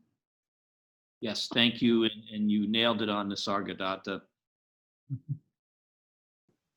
I just had I had one question, but I've just developed a secondary one just on that last conversation. My initial question was around the sleep state and the wakeful state you talked about before. And I reminded myself of a talk from Talks with Ramana Maharshi, where he was speaking to a lady visitor one day, and she was asking him about is deep sleep nearer self-realization in the waking state. And he entered a very long chat with her. Now, it may just have been particular to her level of understanding, but he basically said, from what I can remember, the state of the jhani, it's neither like deep sleep, nor is it like the waking state. He talked about it kind of being a state of perfect awareness and perfect stillness combined. So he talked about it lying between the two states in inverted commas. And he also talked about it's not a fit state, the deep sleep state, for realization, even though it perhaps is nearer self-realization. So I had to spend some time getting my head around that. My understanding is, and I'm just seeking clarity from you, is at the level I'm at now, we do need some effort in the waking state to go within, so to speak, as you said before. But on doing so, if done correctly and with more perseverance, etc., we lose our desires and thoughts. And then hopefully, although it's ever is, hopefully I wake up to the fact that I am just pure awareness as opposed to aware of this or that. And so I'm awake. So it's not a deep slumber, so to speak. I'm awake, but I'm not carried away with thoughts of other things. So I don't know whether that makes sense. That was my first question. My second one is about the I. I always remember a talk, but I can't place it, where Ramana talks about the I or something dissolving like a funeral pyre stick. Eventually that goes. And I wonder whether people get confused about the I am and the I in a personal sense with regards to that. So they were my two questions. I'll be quiet now. Okay. There are different levels of explanation given, particularly about sleep. So Bhagavan sometimes gave certain explanations as you say, it's according to the needs of a particular individual. But Bhagavan, in some places, for example, in Maharshi's Gospel, he said, and I think there's also that very similar passage in Talks also, where he says, sleep is not ignorance, it's pure, your pure state, it's the state of pure awareness. But at other times he spoke, because from the perspective of ego in waking and dream, sleep seems to be a state of ignorance. Sometimes certain explanations are given on that level, but a deeper explanation is that sleep is actually pure awareness. The state of Vijnani is often described as the state of waking sleep. What that means is that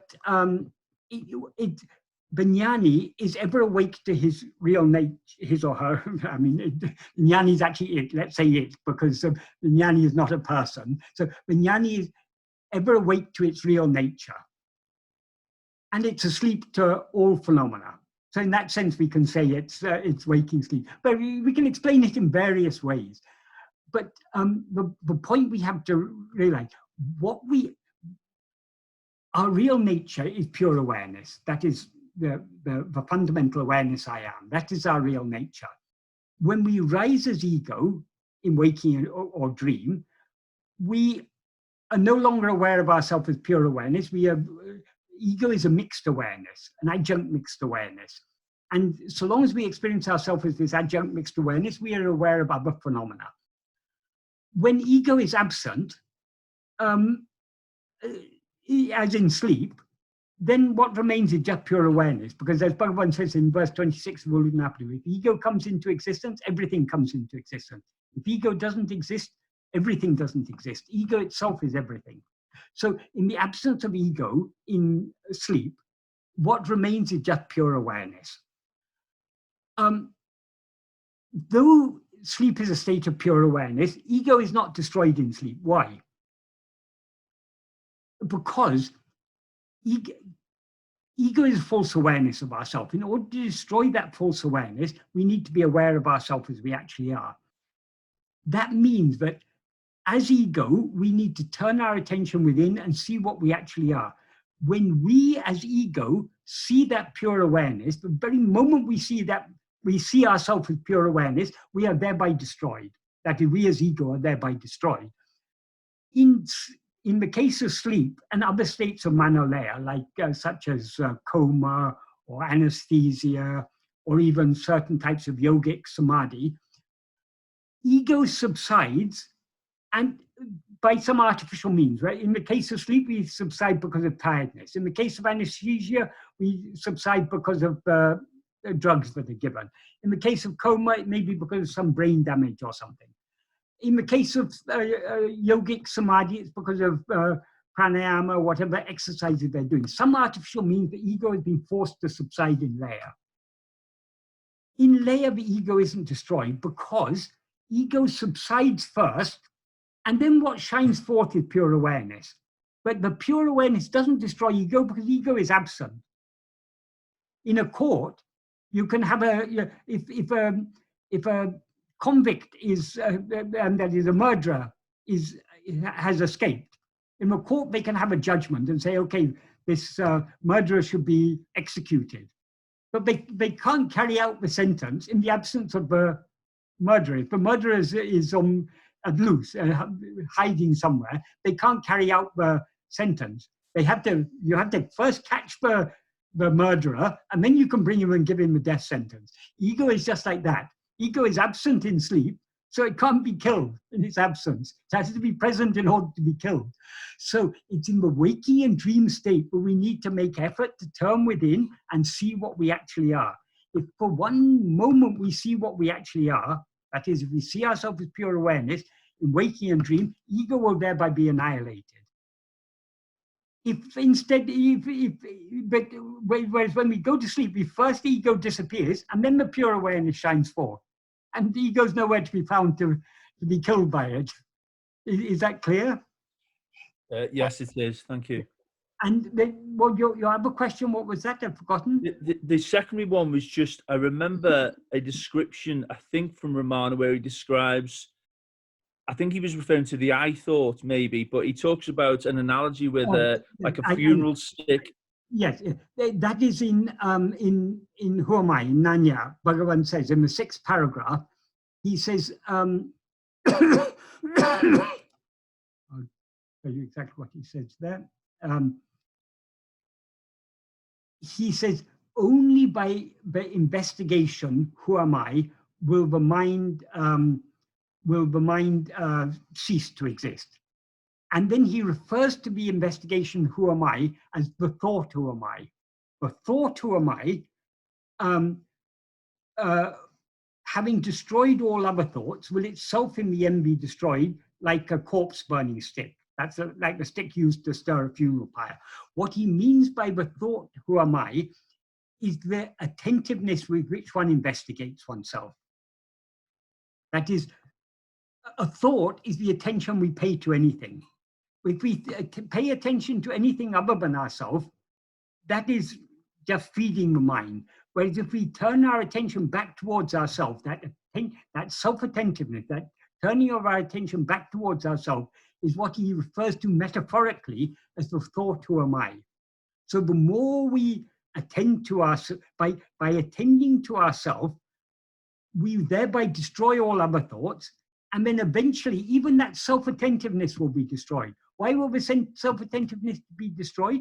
Because attention is a function of ego. Attention is not our real nature has no attention, because what is attention? Attention is now we're aware of many things, or we're potentially aware of many things, but we select what we want to focus our awareness on. So focusing our awareness on one thing or a group of things to the exclusion of other things, that is called attention.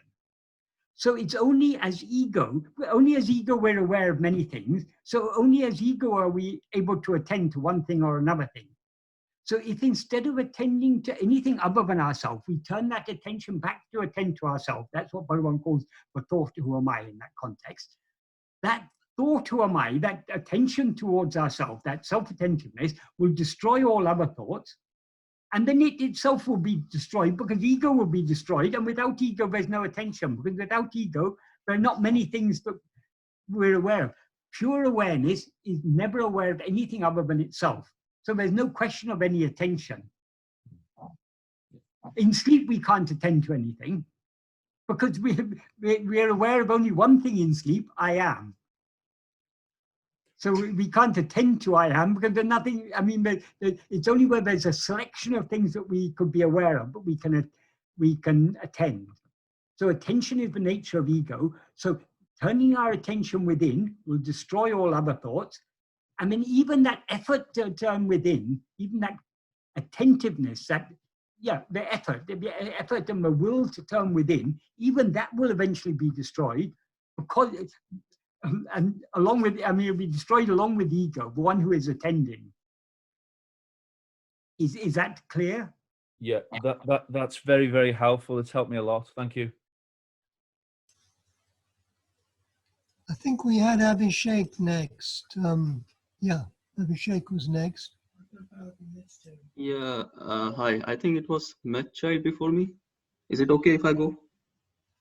Yeah. Yeah. Hi, Michael. This is Abhishek from Aberdeen. I just have a philosophical question. Like, you always mention that Bhagavan has simplified this Advaita, but I feel that he should not be boxed within this idea of Advaita philosophy, because his teachings was very much compatible if someone's from biblical background or even Buddhist background. So, I mean, how this Advaita has to be, sounds like more of a true kind of a thought system than any other thought system. Because personally, I feel if someone doesn't believe in Advaita, if say he's atheist, then also 100% that's much more logical and reasonable what Bhagavan has taught. You can be an atheist. I mean, theism, the belief in God, is optional. You can. Advaita is concerned about knowing who am I, what is this I. So when sometimes Bhagavan sometimes used to say to people, if you believe God will take care, will do for you all what you want him to do, leave it all to God. If you don't trust God, investigate yourself. So belief in God is not essential. Because people believe in God, because generally people have a concept about God, Advaita says that God is nothing other than you. You are that. So Advaita uses the concept of God. That is, what is the general idea people have? People who believe in God, generally they believe God is infinite. God is something very great. If God is actually infinite, I mean, if you think through it, if God is infinite, we cannot be other than him. So he must be what we actually are. So Advaita doesn't, for Advaita, God is nothing other than oneself. When oneself means here one's real nature. Even the atheist believes I am. So Bhagavan wouldn't even accept that an atheist is an atheist. He said, so long as you believe I am, you believe in God, because there's no God other than I am. The people who take themselves to be atheists, they have rejected certain concepts of God. But nobody can deny that I am. Okay, there are some philosophers who think too much and get themselves into confusion and try to deny I am. But who is denying I am? I am denying I am. How can I deny my own existence? So I must exist in order even to be a philosopher and to deny my existence. So some philosophy sometimes get very, very unnecessarily confused. As far as identifying Bhagavan's teaching as Advaita, when I say Advaita, Advaita is a very, very simple, Bhagavan's teachings are the core of Advaita principles, and they are perfectly logical and reasonable. The one thing that is, now we mistake ourselves to be we take ourselves to be a person. Bhagavan, by simple logical arguments, he shows how we cannot be this person, because we are aware of ourselves, even when we're not aware of ourselves as this person. Therefore, this person cannot be what we actually are. That's a simple logical principle. If two things are identical, you can't, whatever is true of one must be true of the other, because they're not actually two things, they're one thing. So if we in this body were one, we couldn't be aware of ourselves without being aware of this body. The fact that we're able to be aware of ourselves without being this body means logically we cannot be this body. Most philosophies, including the materialistic philosophers and most atheists, they believe in the existence of the world. Bhagavan says, why should you believe anything exists? Why should you believe the world exists independent of your perception of it? Why should you believe the world is anything other than a dream? What evidence do you have? Just that the evidence, the atheists say there's no evidence that there's a God. Well, equally well, there's no evidence that there's a world except in my mind. You can't know that anything exists independent of your perception of it. So Bhagavan is actually as logical as you can possibly be. Bhagavan often used to say, do not believe what you do not know. So we don't know whether the world exists in sleep.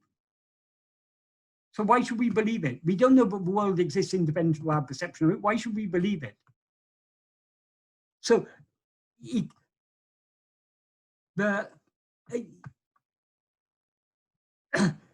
Advaita is a name given to a very simple principle, but they're Ekameva Advaitiam, one only without a second. That is the basic principle of Advaita. There's one only without a second. How then to explain the appearance of all this multiplicity? Bhagavan has given the simplest possible explanation, which is in perfect accordance with our experience. When ego comes into existence, everything comes into existence. When ego doesn't exist, everything doesn't exist. This is our experience. In waking and dream, we rise as ego, we see all this world, or in dream some other world, but we see some world. All these phenomena appear only when we rise as ego. In sleep, we don't rise as ego, and there are no phenomena. Generally, we assume that though we don't see the phenomena in sleep, they're still there. But why should we believe they exist independent of ourselves? So Advaita is just a name given to this philosophy, but there is one only without a second, and but we are that. Advaita has become much more complicated because in India, for many hundreds of years, philosophy, there were so many competing systems of philosophy. Buddhist philosophy, Jain philosophy, various systems of Hindu philosophy. Well, it wasn't even called Hindu in those days. In those days, it was just all philosophy. The distinction that was later made by scholars was between Astika and Nastika. Astika were those systems of philosophy that accepted the Vedas, and Nastika were those that didn't accept the Vedas. But even that was a rather artificial distinction, because the interpretation of the Vedas given by certain of the Astika schools was radically different to the interpretation of the Vedas given by other ones. So these are all arbitrary philosophical distinctions. But because there were so many different systems of philosophy, and Advaita was always under attack by others, because for most people, Advaita is far too simple. Most people are not willing to accept Advaita. So Advaita was always a target of attack for all the other systems of philosophy. So in order to defend itself, in order to defend Advaita, Advaitans created more and more complicated arguments and explanations and everything. And so you can go on studying Advaita. There's so many texts on Advaita and so many complicated explanations given. Bhagavan has simplified it all. Simply, if ego comes into existence, everything comes into existence. If ego doesn't exist, nothing exists. Simple. So what is this ego? Investigate and it disappears. What can be simpler than that?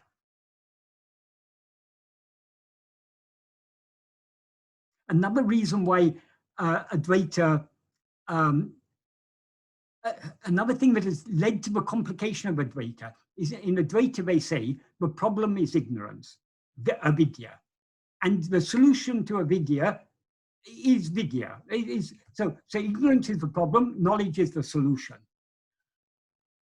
That has been interpreted in so many ways by so-called Advaitins, according to their level of maturity, their level of spiritual maturity. They understand these terms in their own sense. And then there's a problem. If avidya is the problem, for whom is avidya? Is it for jiva or is it for Brahman? This was an ongoing argument for a long time among the followers of Shankara, whether they use technical terms for it.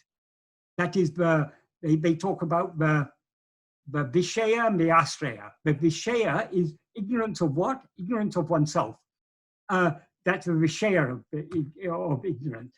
What is the asraya, the abode of ignorance? Is it jiva or is it Brahman? This was an ongoing argument for a long time among the followers of Shankara. Some said it can't be Brahman, it must be jiva. But others said, no, it can't be jiva because ignorance comes before jiva. They interpreted it in that way. According to Bhagavan, avidya is nothing but ego. Avidya means non-awareness of our real nature. That is ego. So the very nature of ego is avidya.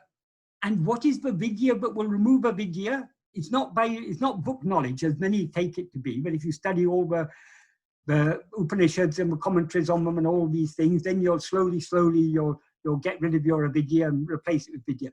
According to Bhagavan, vidya is awareness of ourselves as we actually are. We can be aware of ourselves as we actually are only by turning within. So Bhagavan has really simplified both the theory and the practice of Advaita. He brought it back to its pristine origin, to its fundamental principles. And Bhagavan's whole focus of Bhagavan's teachings is on practice. That is, Bhagavan does give some gives some philosophical teaching, but the philosophical teachings that Bhagavan gives are those that will help us in the practice of self-investigation and self-surrender. Bhagavan's only concern is self-investigation and self-surrender, because that is the means to gain vidya, to know what ourselves as we actually are. So by identifying Bhagavan teaching as Advaita, we're not identifying it with all the unnecessary complexities of Advaita, with the basic simple principles of Advaita. You refer to the Bible and to other spiritual traditions. There are veins of Advaita or basic Advaita principles can be found in other religions or other spiritual other spiritual teaching. But once someone asked Bhagavan something about Christianity, and Bhagavan said, this is the essence of Christianity. So Bhagavan, when we identify Bhagavan teaching as Advaita, we're not doing so in a sectarian way, in an exclusive way, because Advaita is not exclusive to any religion. Advaita is the simple truth. We are all, if we're aware of I am, we accept our own existence, we're already halfway to Advaita. Yeah, thank you, Michael. I mean, I was only concerned about that label. I totally understand what you said, totally agree.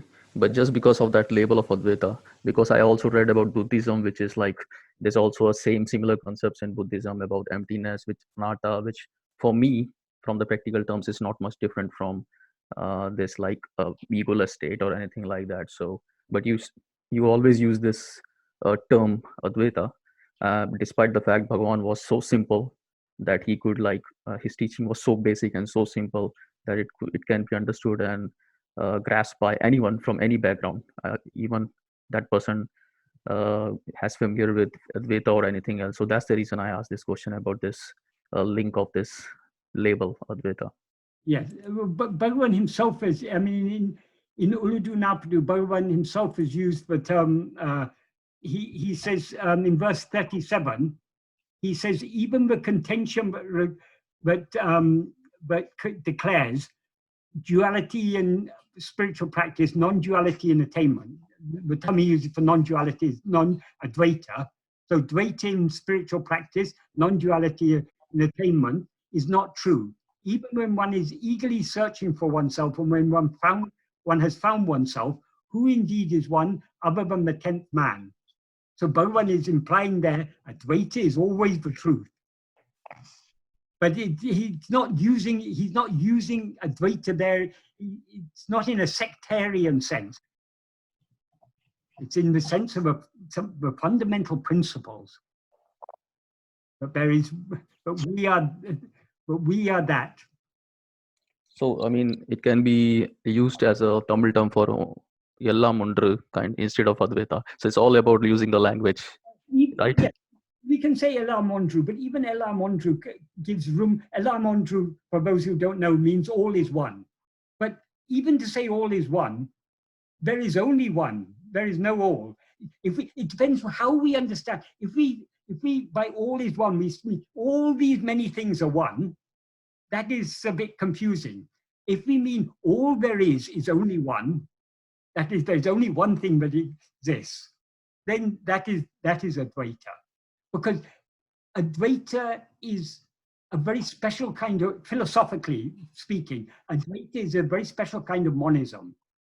Because generally monism means all things are basically one thing. One form of monism is physicalism. They believe all things are basically one thing, physical. Another form of monism is idealism, the idea that all things are mental. But Advaita doesn't accept the existence of all things. It says there is only one thing, without a second. So Advaita is the most radical form of monism. It denies the existence of anything other than the one. Everything else is just an appearance. And even that, Advaita goes even further than saying everything is an appearance. Ultimately, everything is appearance. That is Vivartavada. That's the general teaching of Advaita. That's Bhagavan also taught Vivatavada. Vivatavada means everything is just an appearance. But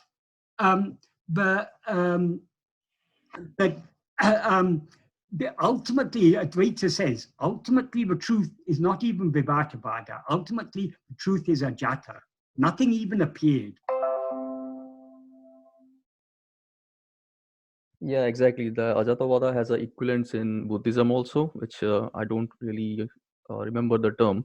So, which has nothing. So, I mean, there's also a label for saying Advaita has at least saying everything is one, or as you said, just one, not everything. So, but in Buddhism, it goes one level up. It says there's nothing. It's totally empty. So, from Bhagavan's teachings point of view, even to say it's totally empty, you can't deny it. Sorry to interrupt. There's at least one thing, because otherwise you wouldn't be here talking. The manyness can be an appearance, but the oneness is what is real.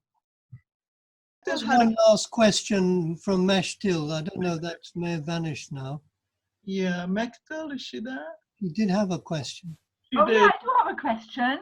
Yes. Can you hear me? Yes. Right. So, when faced with a difficult action that one has to perform, what would you say, what would Bhagavan say is the best attitude? Sorry, I didn't hear that. Can you say again? When faced with a difficult action that one has to perform, what would you say Bhagavan would say is the best attitude? I'd love to focus inside, but I have to do this thing. Who is it who has to do this thing? It is all actions are done by body, speech, or mind. The problem arises because we identify this body, speech, and mind as I, and we feel I am doing this.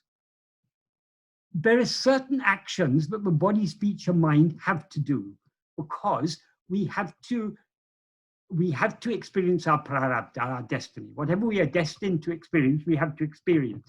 And in order to experience certain things, we have to do certain actions in order to experience them. We here means that body, speech, and mind have to do. So certain actions we will be made to do according to destiny. The problem is, there are two problems here. Firstly, because we identify ourselves with body, speech, and mind as ourself, we feel that we are doing the actions. Even if they're driven by our destiny, we still feel we are doing them. The other thing is, though we will be made to do whatever actions we're destined to do, there's another force also driving our actions, that is our will. The actions we do, but our will drive our body, speech, and mind to do actions, but those actions that we do by body and speech and mind according to our will, which are not in accordance with destiny, will not bear fruit now. That is, I may want to be a very famous pop singer, for example. But however much I try, I'm never going to be a famous pop singer. So, but though it's not my destiny to be a famous pop singer, I'm at liberty to want to be a famous pop singer. I'm at liberty to try to be a famous pop singer, but I'm never going to succeed because it's not my destiny, and I can't sing anyway. But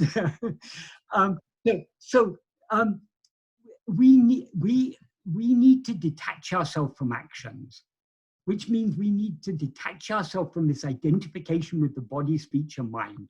The means to do this is self-investigation and self-surrender. Because we still have strong attachments, we are not able to surrender ourselves completely yet.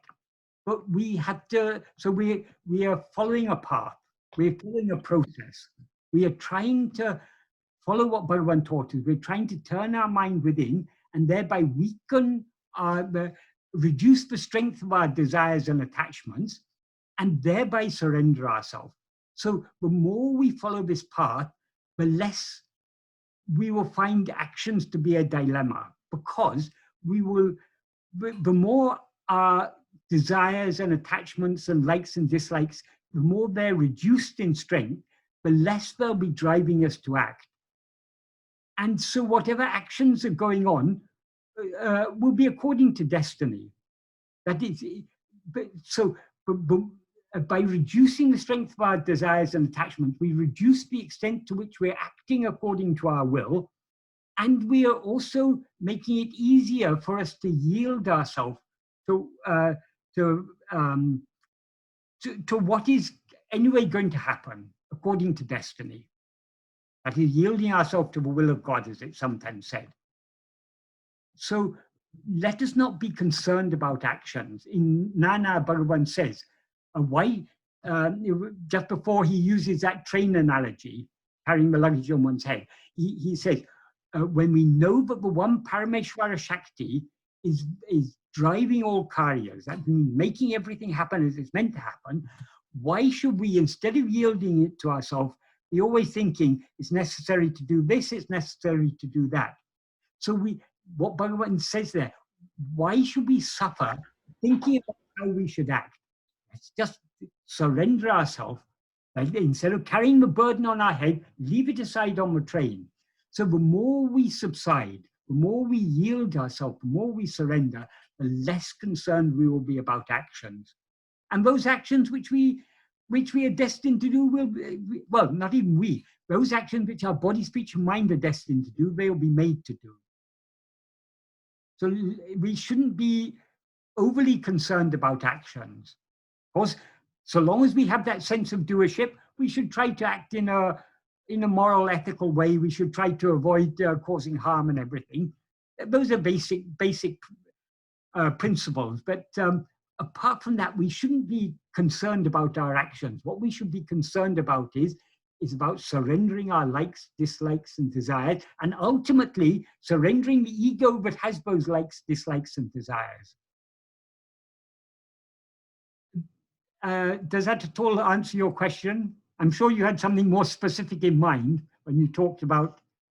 No, this is really very helpful. I should have heard this about 2 or 3 weeks ago, because the action is basically going to have to happen now. So then I suppose the attitude is to happen. It's already destined to happen, so don't worry about it. Whatever you had decided 2 weeks ago, you wouldn't have changed your destiny. What is destined to happen is going to happen anyway.